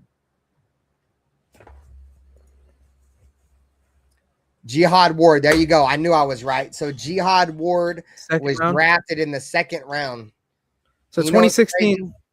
The Raiders, you know what's crazy is 1 pick after we drafted Jihad Ward, the Tennessee Titans drafted fucking Hunter Henry, dude. Literally 1 pick after, and we needed a running back that year because who was our running back in 2016? Latavius Murray. Yeah, Latavius. You feel me? Like that's all we had. You know what I'm saying? Well, we had DeAndre. I think we drafted DeAndre Washington in 20. And Latavius, he was a big ass running back too. What was he like? 6'3"? 6'3"? Yeah, he was like 6'3". Yeah, that's you know what's crazy, bro? Is if I'm not mistaken, Jihad Ward still is in the league. If I'm not mistaken. Is he? Yeah, let me see. Jihad Ward. He's a linebacker now. Fuck no. I think he's a defensive lineman for the Baltimore Ravens last time I checked. So right now, no, he's currently a free agent. He's currently a free agent right now. Nah, Jihad Ward's like a fucking 280. Yeah, that's a different linebacker Jihad for some Ward. reason. Yeah, I see that for the Tennessee Titans. Yeah. Okay, so that's why they only have 2025 season stats. That's a different Jihad Ward. Yeah, they have the same name. Jalen Richard, that's a name I haven't heard in a while. Jalen Richard sucks, dude. You know what's crazy, bro? Yeah, he had that one run against New Orleans week 1. And that was it. That's all he ever did, bro. He was like a blocking. He was a blocking running back. Yeah. The reason why I didn't like Jalen Richard, bro, is because when he was on the field, teams knew we were going to pass the ball. Yeah. Because he couldn't run. He just wasn't a running back, dude. I mean, we were probably going to pass the ball. I remember the season. What was it? 2017. Was that the Marshawn Lynch season? Yeah. We had fucking DeAndre Washington. We had fucking Jalen Richard and Marshawn Lynch, bro, was the main guys. And guess what? Everybody knew when Marshawn Lynch was coming on the field, we wasn't about to throw the goddamn ball because he can't catch. You know what I'm saying? Yeah. And it was like and then when his backup would come in, Jalen Richard, they knew he wasn't gonna run the ball. Right. That was fucked. I'll never forget DeAndre Washington, J Money. I remember I was a huge fan of DeAndre Washington. I was at that Christmas game where Derek Carr broke his leg, bro, and DeAndre Washington was killing the Colts. He was killing the Colts that game, bro. DeAndre Washington had like 2 or 3 touchdowns in that game. So I'm trying to find where Jihad Ward is at right now.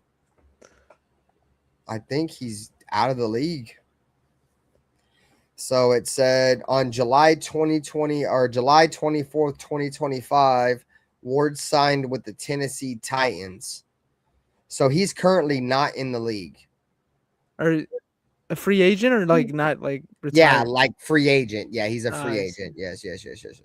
Because it says, if you look at his Wikipedia, it says Jihad Ward is an American professional football linebacker. So he's not on a team. And it said he played college football for Illinois and then was selected by the Raiders in the 2nd round. But he played for Indianapolis, Baltimore, Jacksonville, New York, the Giants, and the Vikings. So he's not in the league. That was the year we took Carl Joseph round 1, right? When we drafted him. I liked Carl Joseph, dude. Yeah. I liked Carl Joseph a lot. I remember, you know what's crazy is you remember what his last play was as a Raider? The last play he made for the Raiders before he left or the Raiders cut him or whatever. Was it the The last play, like he played as a Raider, Yeah, like the last yes. good play he got as a Like the last play, the last snap he ever took as a Raider. You remember that shit? Is the Broncos? No, it was the Chargers. Remember, it was like at the end of the game, and I think it was Phillip Rivers threw that bitch up, and he went and caught it and broke his foot when he came down with it. Oh yeah, That was the final game he ever the played. Thursday night game. Yeah, I believe that was that the game where Eric Harris had 2 picks in that game? Yeah, that was Eric Harris's best game. Fuck Eric Harris, you son of a bitch. I hate that goddamn son of a bitch. Respectfully, Eric Harris. What was the Roderick team? The Manteca water. Yeah, Manteca water slides. Hey, bro, it's crazy, bro. I hated him. You know what's funny is Dr. Berry was afraid. As soon as I said that shit, he knew exactly who the fuck I was talking about. Roderick Teamer was shit. I put him on the same fucking pedestal as Eric Harris. And then remember Dallin Levitt? Dallin Levitt was a piece of shit. Dallin Levitt was a piece of shit.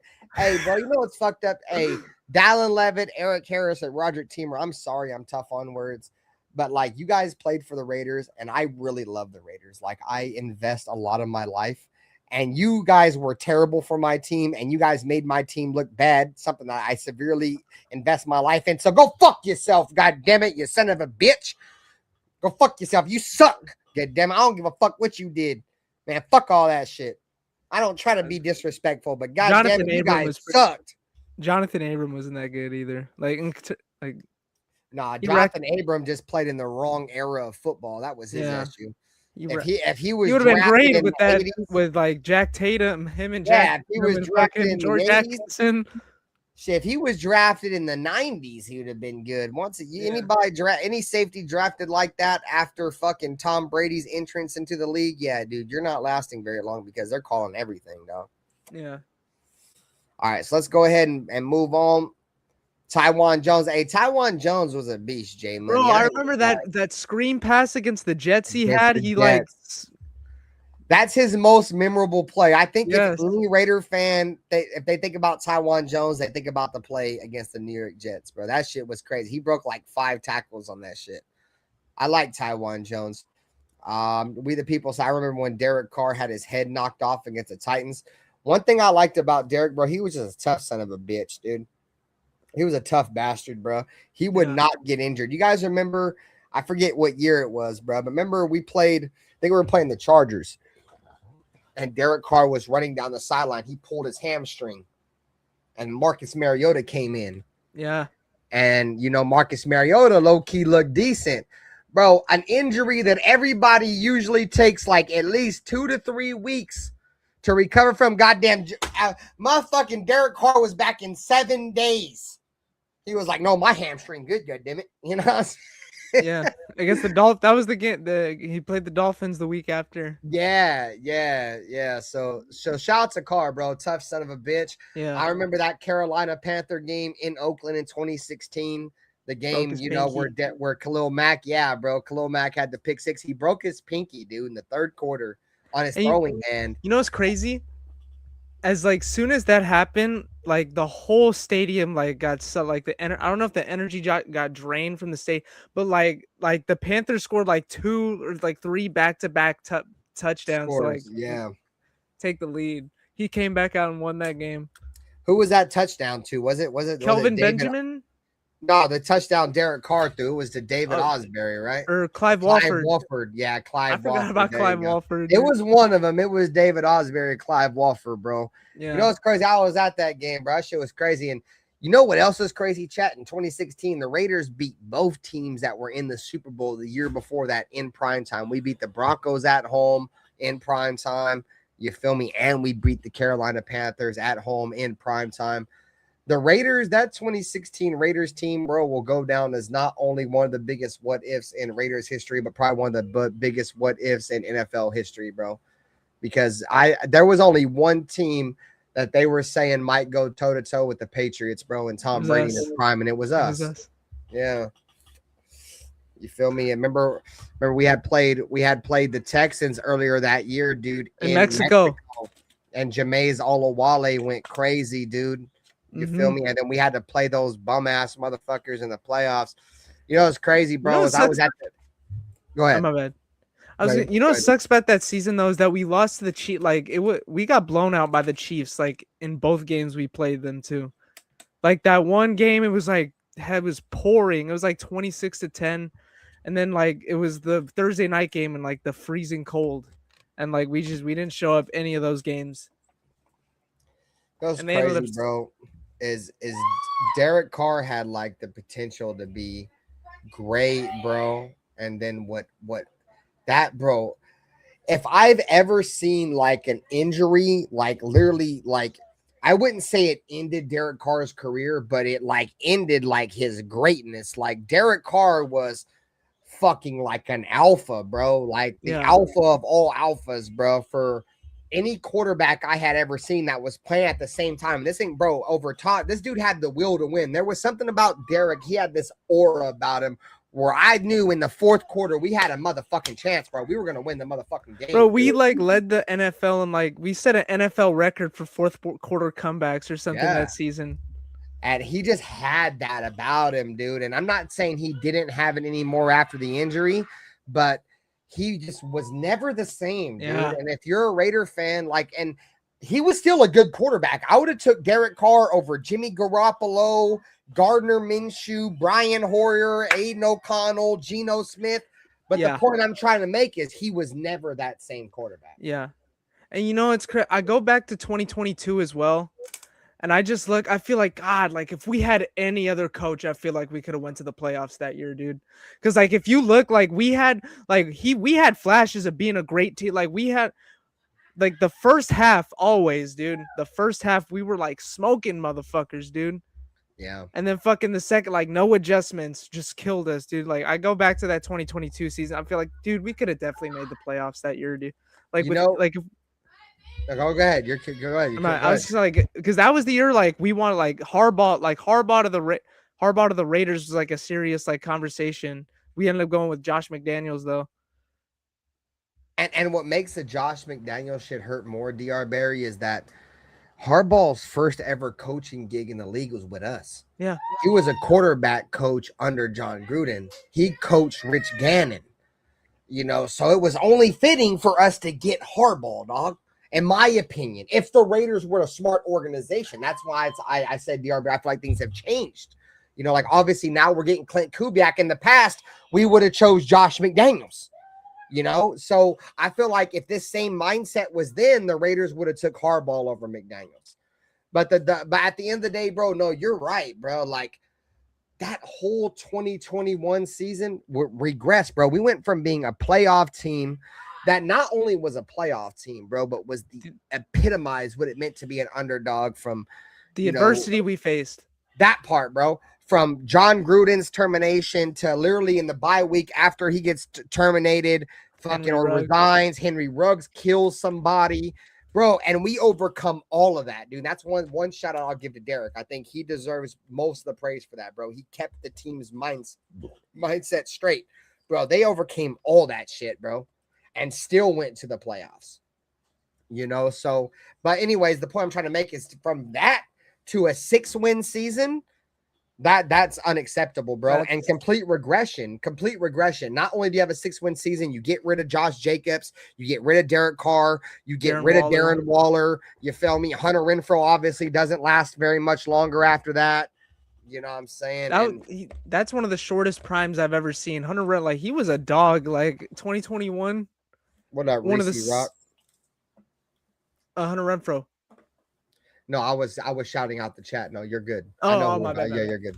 No, I was like that. He had one of the slickest routes ever. That Sunday night game against the Chiefs, where like he slid on his knees, then got back up and like had that touchdown catch.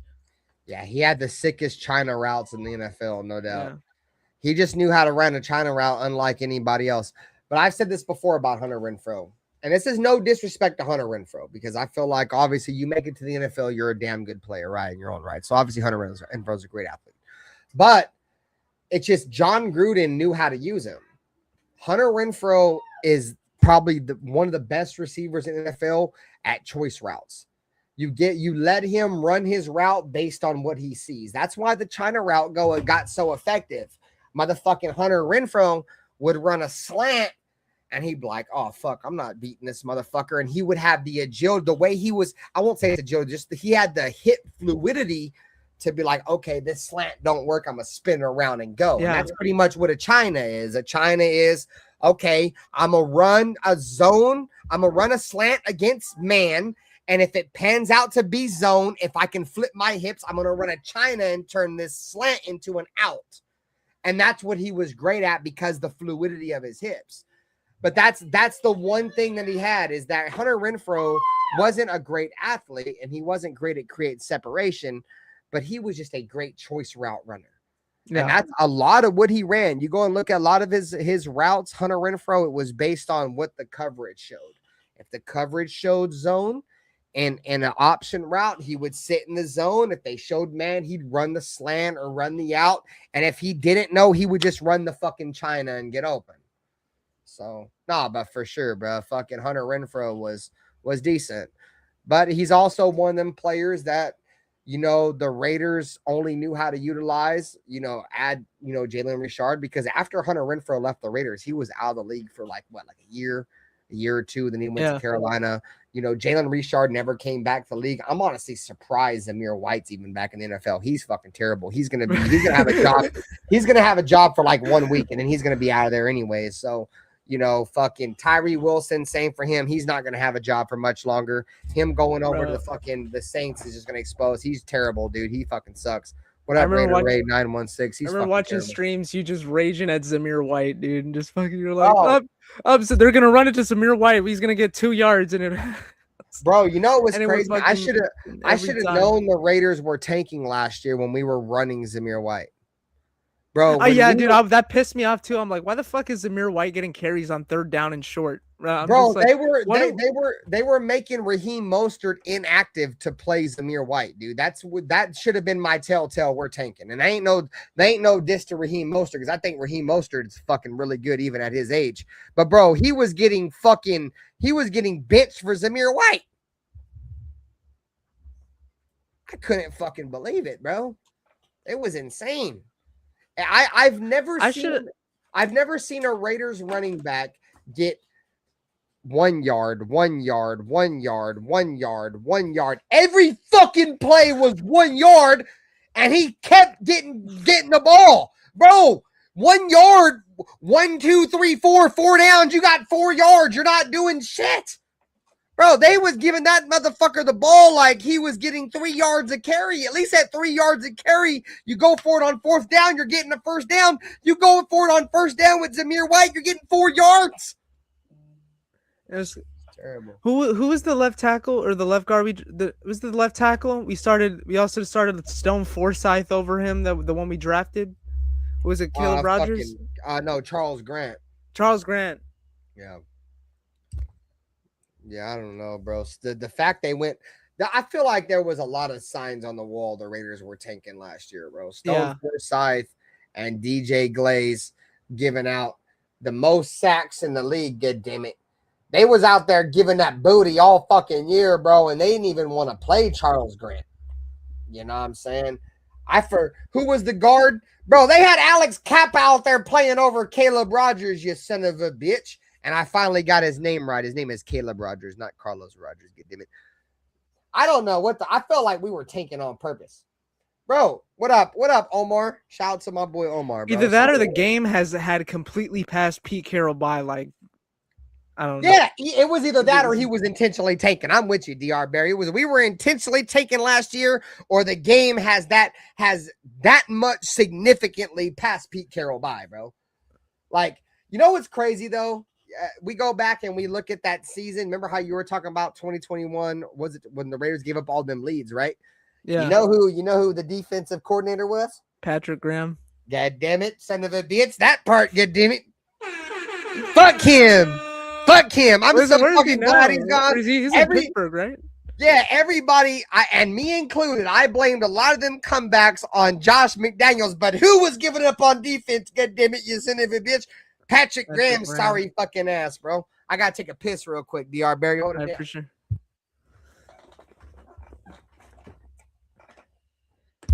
Yeah, man. Honestly, Patrick Graham. He said he would rather have Paul, or I forgot. I think he said Paul Gunther over Patrick Graham. Not, I would rather have Patrick Graham over Paul Gunther. Paul Gunther was horrible.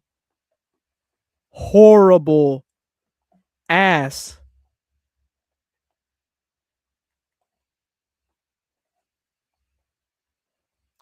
Let's see who's in the chat. Pete retired again, and Pete is ruined for being a scapegoat and sacrificing himself. Yeah, he'll be. Hopefully, him and Geno Smith are Raider legends at the end of the day. Hopefully, Fernando works out, and we can look at them as Raider legends for letting that happen. Pete has kisses. What up? What up? Fucking Frank Weber. What up with you, bro? Hey, you, PG or Paul Gunther both have up 3rd and 20 every week. Bro, yeah, no, you're right. If whoever that question you just answered, if you had to choose between either one of them, bro, I'd damn near choose death. I ain't lying, bro. Fuck both of those guys. That's like picking Russian roulette with only 2 bullets in the chamber. You know what I'm saying? Fuck that. Can I get any other name inserted? Fuck that. And see, that's how bad it's been, bro. We've had to stick with defensive coordinators. They're like, bro, just give me a bullet for either one of those guys. We went from what, Ken Norton to Paul Gunther to Patrick Graham. Bro, or no, Gus Bradley. Gus Bradley. We had Gus Bradley for a year. Gus Bradley was okay. I liked Gus Bradley. The one thing about Gus Bradley, he was all right, bro. He played soft, like just that fence post defense. Just nah, he would play a ton of bend don't break. Yeah, but that's what the cover 3 is about. The cover 3 is about playing bend don't break. You feel me?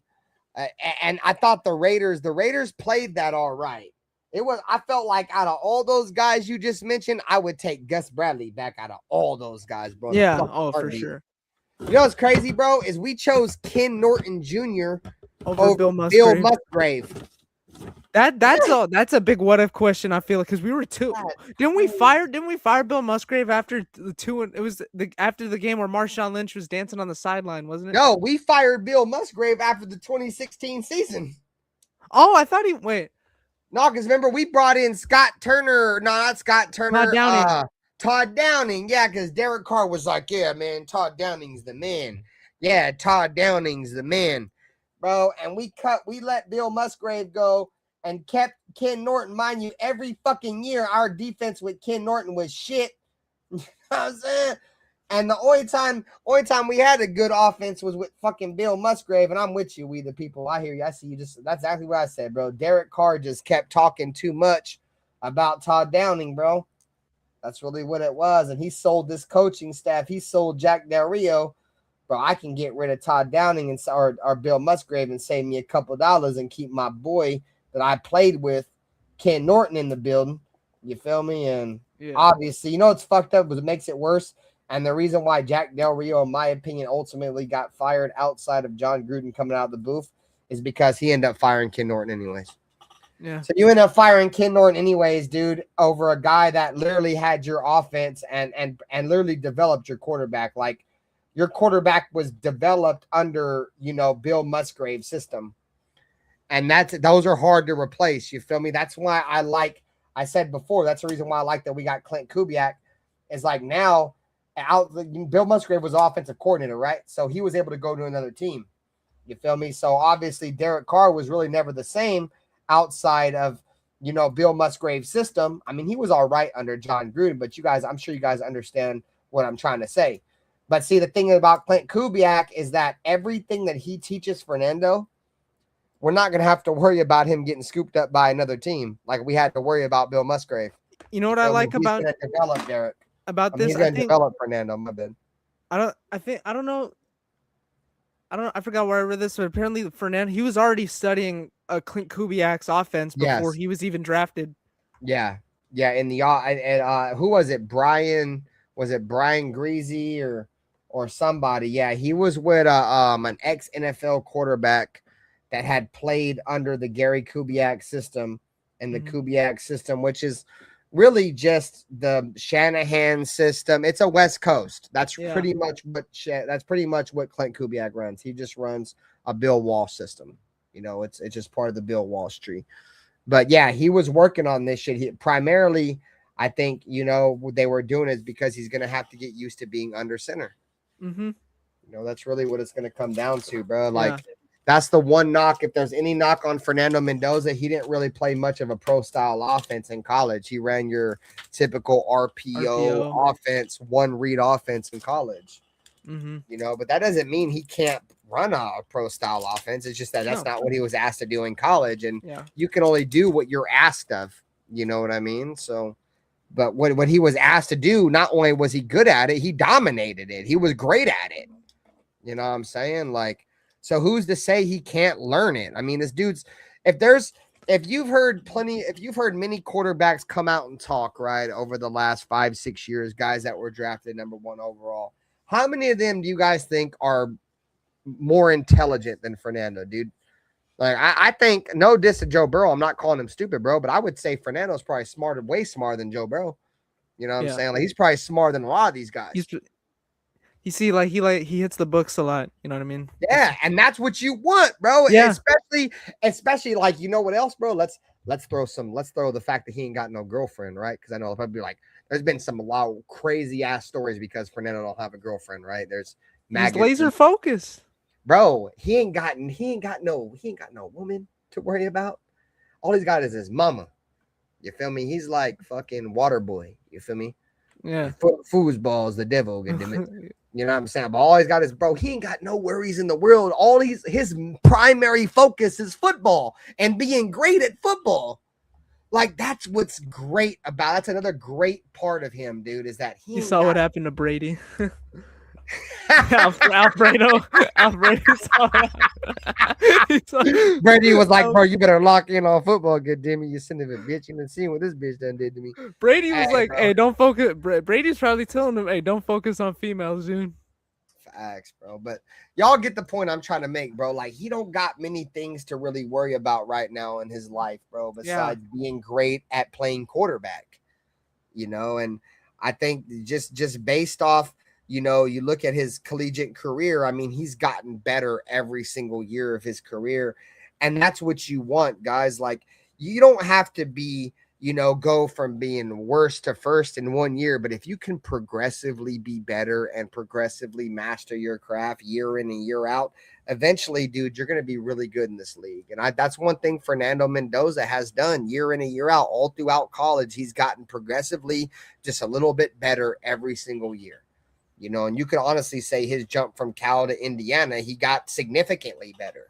Mm-hmm. You know, but people be like, oh, well, it's because they put him in a quarterback-friendly system and they made it easy for him. You guys really think the Raiders are going to make it hard for him? That's the reason why he's sitting behind Kirk Cousins right now. Yeah. He's sitting behind Kirk because they want to make it easy for him. They want to make sure he's in the best position to win. You know what I'm saying? Like, it's obvious. That's why I hate that argument. That's the dumbest argument ever, bro. He playing in a quarterback-friendly system. They made it easy for him. Like, whatever team that drafts him is going to make it hard for him. I could see that maybe the Raiders would be that one team because we make it hard for everybody. But from the offseason moves from Kubiak to Mike Sullivan to Andrew Janocko to Rick Dennison, all the fucking offensive fucking acquisitions we made to make us overall a better team around him tells me that he's going to succeed. Yeah. And plus all the weapons he has already. Like, you already have him. Ashton Jeanty, you already give him the best tight end in football as well. You know, with this offensive system, you know, I don't know.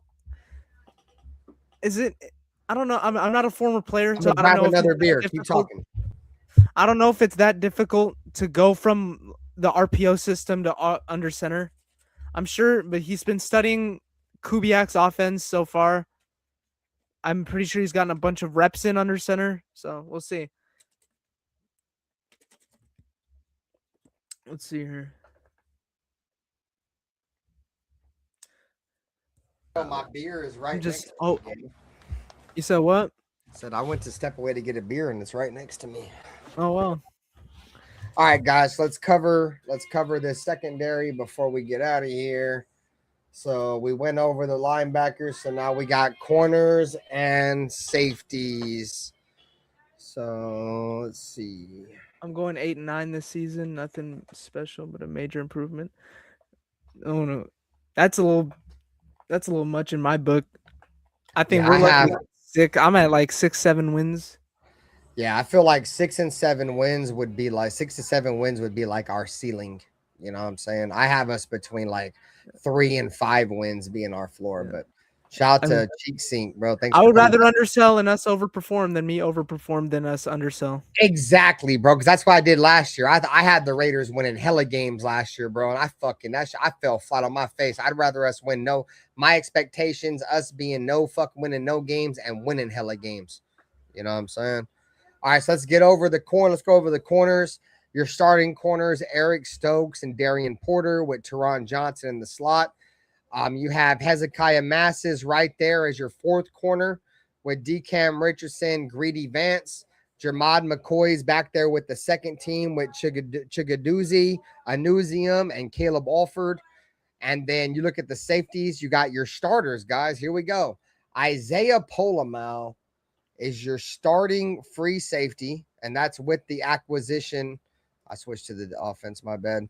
That's with, Traydon Stukes being picked up. So Traydon Stukes currently a backup with his college teammate, second team, Dalton Johnson. And then behind them, Tristan McCullum and Devin Lafayette. Interesting, bro. So when I look at the secondary, Isaiah Polamau, dude, he's getting the nod over Traydon. I like Isaiah Polamau, but they said Isaiah Polamau in camp, he's been the most vocal, bro. Like he's been the best communicator in the defense. And I think that's really the difference maker between him and Traydon, bro, is that I think they drafted Traydon thinking that he was going to be the voice of the secondary, like, 25-year-old second round pick. He's a little bit more mature. But, I think Polamau has just shown them like he can communicate a little bit. But if I look at the secondary as a whole, that's really the only thing that surprises me, bro, is that Traydon Stukes, a guy that we thought was going to come in and start for us, might be a backup, bro. Will the second round draft pick woes continue to haunt the Raiders?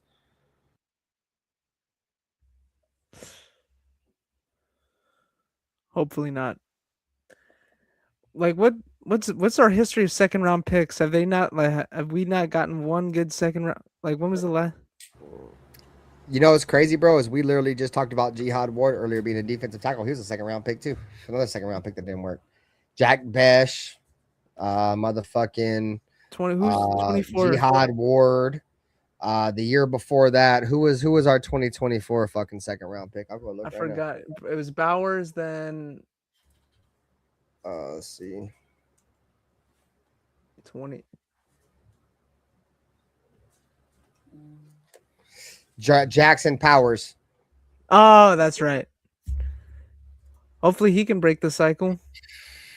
2023, we didn't have a second round pick because that's the year that we traded our second round pick, I think, for Devontae Adams. 2022, so no, 2022 was our second round pick for Devontae Adams. Let me see. Raiders. Trayvon Mulrig was pretty decent. He was the second round pick. Oh no, 2023 was Michael Mayer. So Michael Mayer, JPJ, who else the fuck we draft? Fucking Jack Besh, and fucking So that's been the last few that we've taken. That's crazy, bro. All those dudes suck. All those dudes suck. Let me see. I'm about to ask Chat GPT. It's always the easiest way to do it. So I can get all the second round picks, like multiple years.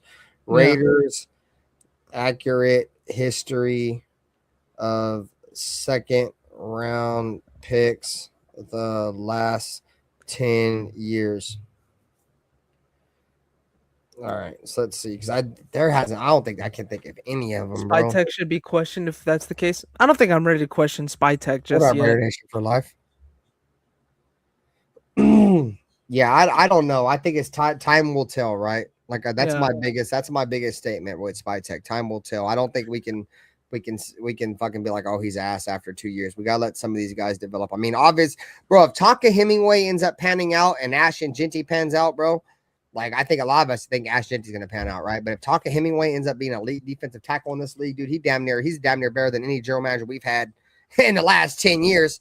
Obviously, outside of fucking whatchamacallit, Telesco, because he's the one who drafted Brock Bowers. You were questioning. Go ahead. You were questioning Dave Ziegler after Tyree Wilson already. Bro, I already knew, bro. I felt like that shit was sabotage. Bro. I mean, I already knew, bro. You can't draft defensive linemen that have injuries in their feet. Okay, so let's go back. So we're looking at second round picks for the Raiders since 2017. This is an embarrassing list, guys. 2017, Obi Melifonwu. All right. 2018, PJ Hall. Defensive tackle. 2019, Trayvon Mullen, corner. The last one, the only one that's probably shown anything. 2020, no second round pick. 2021, Trayvon Merrick. 2022, no second round pick. 2023, Michael Mayer. 2024, Jackson Powers Johnson. 2025, Jack Besh. And 2020, Pitt 6, Traydon Stukes. Bro, PJ Hall. Bro, I forgot about PJ Hall, goddammit. Obi Melifonwu, Trayvon Mullen. Like, those were 3 straight misses in a row. Trayvon Mullen. What up, Loon? Damn. Listen. Trayvon Mullen, a lot of us thought he was going to be good. And then me too. He just kept getting injured. His issue was being injured. So, that's crazy, bro. So, let's see. Like, let's just say, so 1, 2, 3 out of the last 7 second round picks, or three out of the last 1. Should we just should we just say Damon Arnett was a second round pick? Because he was a projected second round pick already. No, hell no. He got drafted in the first round, so he holds that first round pick. Yeah. So 1, 2, 3, 4, 5, 6, 7. We drafted 8 players in the second round since 2017. And the only ones I can think that were somewhat relevant was Trayvon Merrick, because the rest of them are Obi Melifonwu in 2017, PJ Hall in 2018, Trayvon Mullen in 2019, Michael Mayer in 2023, Jackson Powers Johnson in 2024, Jack Besh 2025, and Traydon Stukes 2026. The only one I could think on there that lived up to it was Trayvon Merrick. I mean, obviously we haven't seen Jackson Powers Johnson get a lot of burn yet, or Michael Mayer, but just based off their rookie contracts, because Michael Mayer is going into a rookie contract year. Next year it'll be Jackson Powers Johnson's rookie contract year. We've hit 1 first round picks in damn near 10 years, dude. Or 1 second round pick in 10 years, bro. Disgusting. You know what's crazy, bro? Is let me not bring up first round picks. What up, Modfather NorCal Raider? Alex Leatherwood. Bro, now let's look at Raider first round pick since 2017. Gary Young Conley. I probably could go off the list. I could probably go off the top of the dome for this one. Go ahead. I'll tell you if you're right. 2017, Gary Young Conley. What happened to him? He got traded 2 years later. 2018, Colton Miller still on the roster. One of the only Oakland Raiders left. 2019, Cleveland Ferrell. Not on the team no more. Did he even make it to his second contract? Did he make it past his rookie contract, or? No, he ended up going to another team. I think he went to the 2020, Niners. Henry Ruggs killed the lady. 2019, the Raiders had 3 first round picks. Oh, that's right. Jonathan Abram and Josh Jacobs. Josh Jacobs was good. Jonathan Abram, you said was playing in the wrong era. Yeah. 2020, Henry Ruggs killed a lady. And 2020, Damon Arnett was flashing guns to random civilians. Yep. 2021. Alex Leatherwood. Dude, I was so pissed when we took Alex Leatherwood. Me too. What the fuck? All right, 2022. We didn't have a first round pick. Yeah, 2023 was Tyree Wilson. 24 was Brock Bowers. That's a hit, a rare hit for the Raiders. He killed him, chat. Yeah. 2025 was Ashton Jeanty and 2026 was Fernando Mendoza. So only time will tell with these past 3 years. Hey, bro, I was looking. I'm like, okay, let me see if he hit all of them, bro.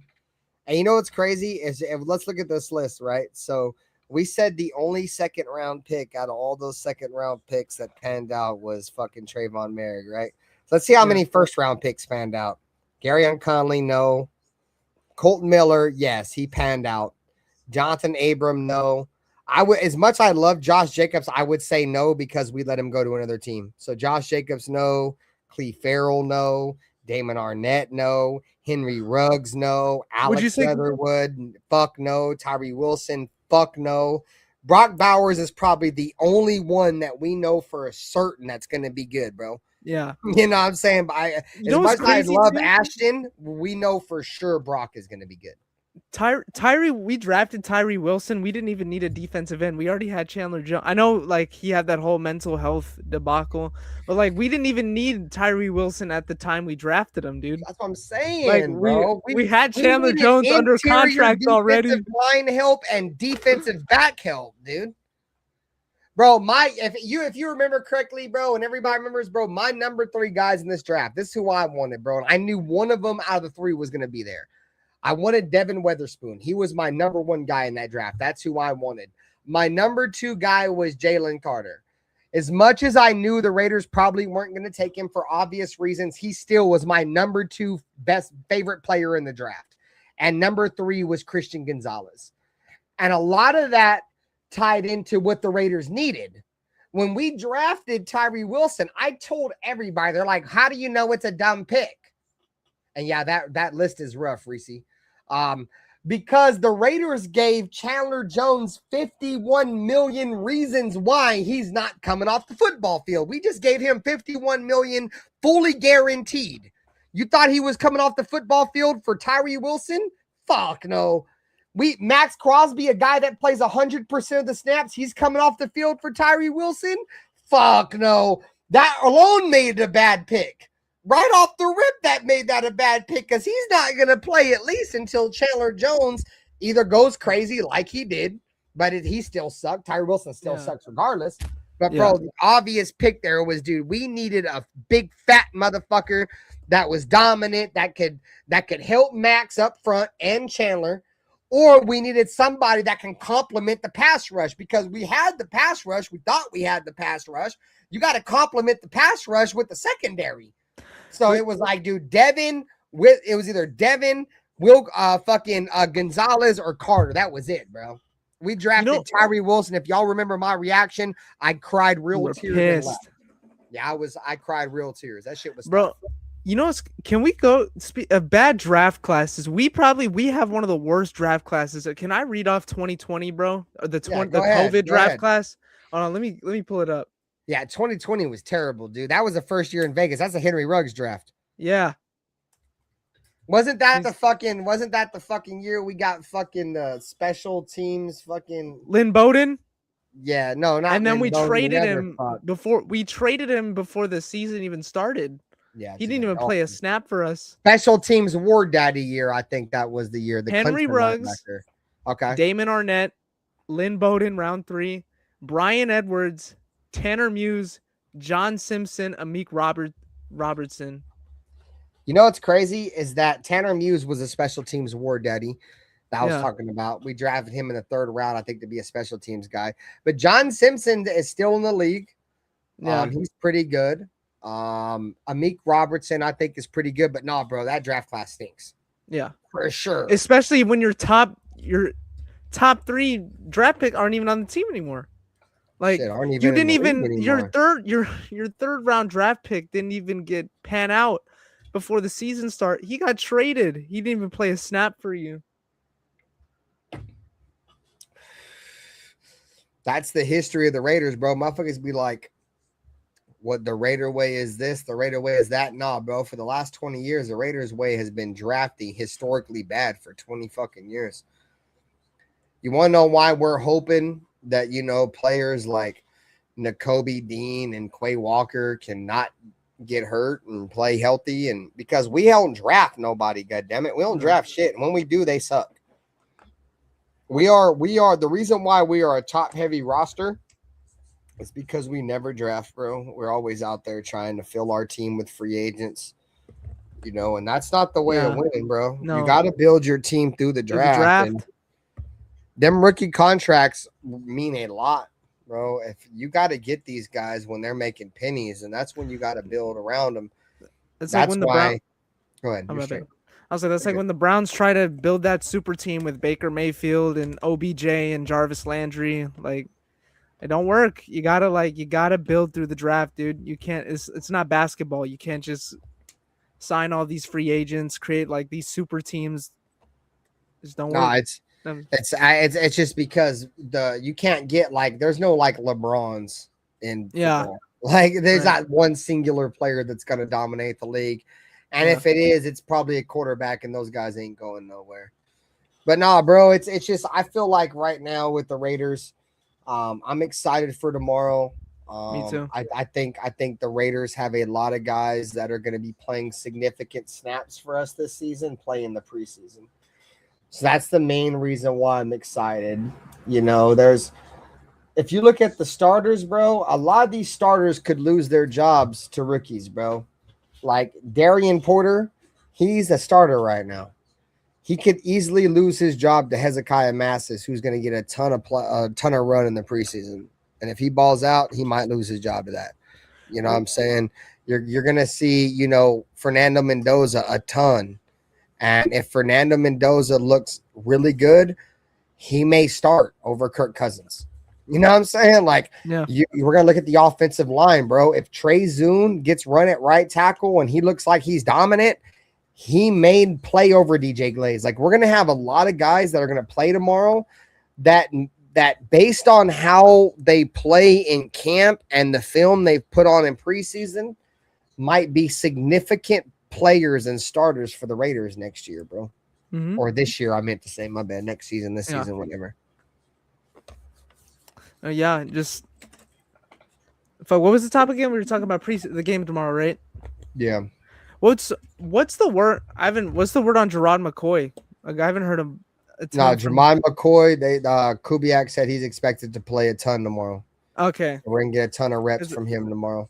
Everybody, the steal of the draft. Apparently, I know he didn't play last year because this previous past college season because he had he torn ACL.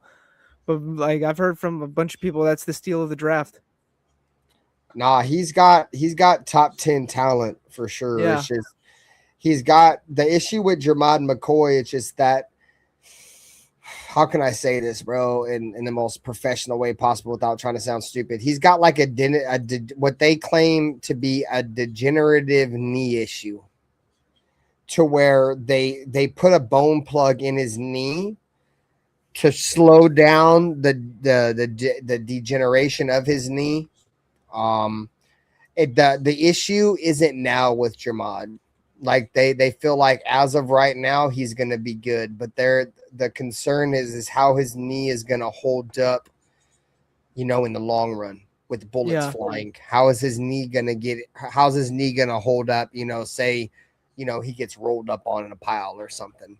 Like that's the concern. It's not that can he play now, because he can play now for sure. He's gonna play. And Kubiak said it himself. He's been out there. He said he's been healthy for every practice. Jermod McCoy has participated in every single training camp practice, padded and unpadded. So he's going to play. And that's, bro, just check this out, bro. Let's just say, this draft class works out, dude. We got Eric Stokes already, right? Mm-hmm. And regardless of what happens with Darian Porter, let's just say regardless of what happens with him, dude, we got Hezekiah Massis and Jermod McCoy, dude, as like the future of our team, bro. Like, and they're like rookies. And let's just say everything happens right? Because Jermod McCoy is supposed to be a first round pick. Say he stays healthy, and we get an NFL blessing from the gods there, right? And he balls, and he's like, okay, he's him. And then we got fucking Hezekiah Massis, and we just got to steal in the draft, bro. Like we could go from, we could literally have like a Seattle Seahawk type secondary, bro, where we have like 4 legitimate corners, bro. Yeah. Well, we could truly play an NFL style defense in terms of the NFL now. They want to spread people out, bro. We could have 4 legitimate corners, bro, with Eric Stokes, Darian Porter, Jermod McCoy, and Hezekiah, bro. Bro, they're playing Hezekiah Massis in the slot right now, bro. And Hezekiah Massis has played like less than like 2% of his snaps his entire life in the slot. And what that tells me, bro, is that shout out to Saturday Morning Inspection is that they're just trying to find a way to get Hezekiah on the field. What up, Dante? Saludos, bro. Thanks for coming by. He says he's a huge Darian Porter guy. I like Darian Porter a lot too. Yeah. But, bro, if Darian Porter is dominating and, you know, you brought in Teron Johnson to be your slot corner, like, they're just trying to find a way to get Hezekiah on the field, dude. That's why I think I'm super excited. That's why he's like my main guy on defense to look at tomorrow, bro. Because, like, they have – I can tell by the talk that they have super high expectations for this kid, and he's living up to them, dude. Him and Malik Benson, they're like, hey, bro, we need a #1 wide receiver. Can you do it? Hey, bro, we need a #1 corner. Can you do it? Yeah. And ready? That question was asked. That part, bro, are you ready? And that question was asked, bro. And they took it personal, like, bro, fuck you mean I'm ready?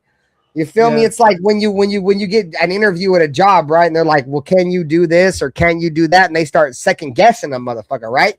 You're like, all right, say less. You feel me?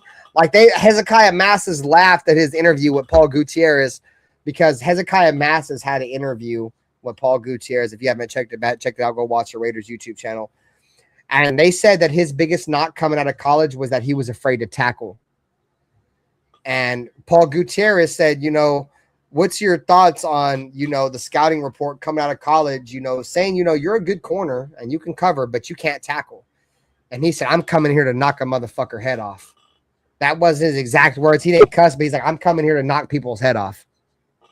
You feel me? And that's the mindset, bro. That's what I'm trying to say. That's the Raider way, dude. You just got dudes that are like that, bro. And like I said, dude, at the end of the day, he's gonna be a guy, bro, that he might be, you know, our, you know, Richard Sherman, you know, like Richard Sherman, bro. And I say that because Hezekiah Massis said in that same interview with Paul Gutierrez is when he came out of high school, he played wide receiver. He converted to corner when he went to college. He was a wide receiver in high school, and he said that's where a lot of his instincts and a lot of his ball hawking comes from is that he knows he can catch the ball, and when the ball's in the air, he feels like it's his. That's the reason why I bring up the Richard Sherman shit, because Richard Sherman, same way. Darian Porter, same way. You know, Darian Porter was a converted wide receiver, so it's gonna be fun though. You got anything? Any last words, Dr. Barry, before we get out of here, bro? I'm gonna lay it down. Just thank you for having me on. This was fun. I appreciate it, man. No, it's my pleasure, bro. Thanks for supporting the channel. For as long as you support the channel, bro, you're really means a lot to me, man. And whenever I got an open spot, bro, I'll hit you up and you can come on and talk ball with us, bro. It's always a pleasure. You guys, you guys show some love to Dr. Barry. He's in the chat all the time. Said he wanted to pull up and talk some Raiders, man. So it's 12:30 in the morning Pacific, 3:30 in the morning East Coast, bro. Love you guys. Dr. Barry, thanks a lot, bro, for joining me. I'll catch you guys tomorrow for the play-by-play. I'm sure I'll see a lot of you guys there. Dr. Barry, you have a great night, my friend. Thanks a lot. You too. Good night. Take it easy. Thank Go you. Raiders. God Good bless. night.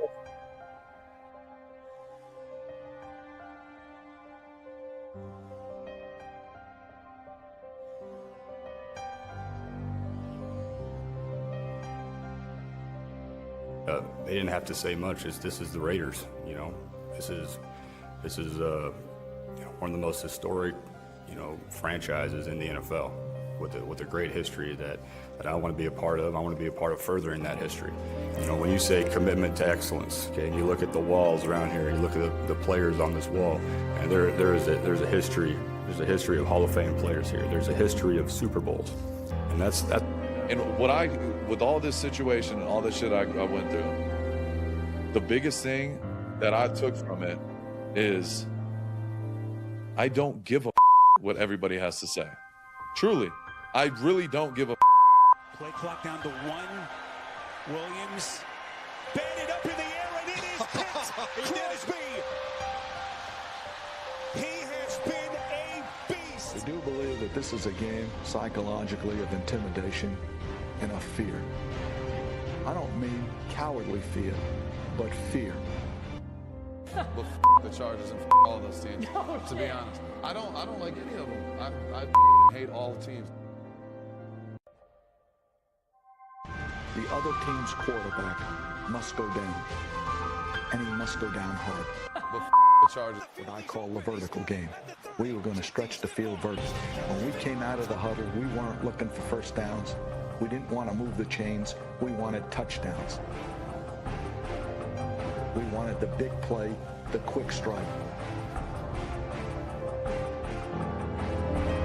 It's number one to say you want to do that. It's number two to say that you have the players to do it, but it's number three to do it. Hard. Try not to make mistakes, but don't worry about mistakes because there's only one thing that counts. Just win. Your commitment to excellence and your will to win will endure forever. You will not get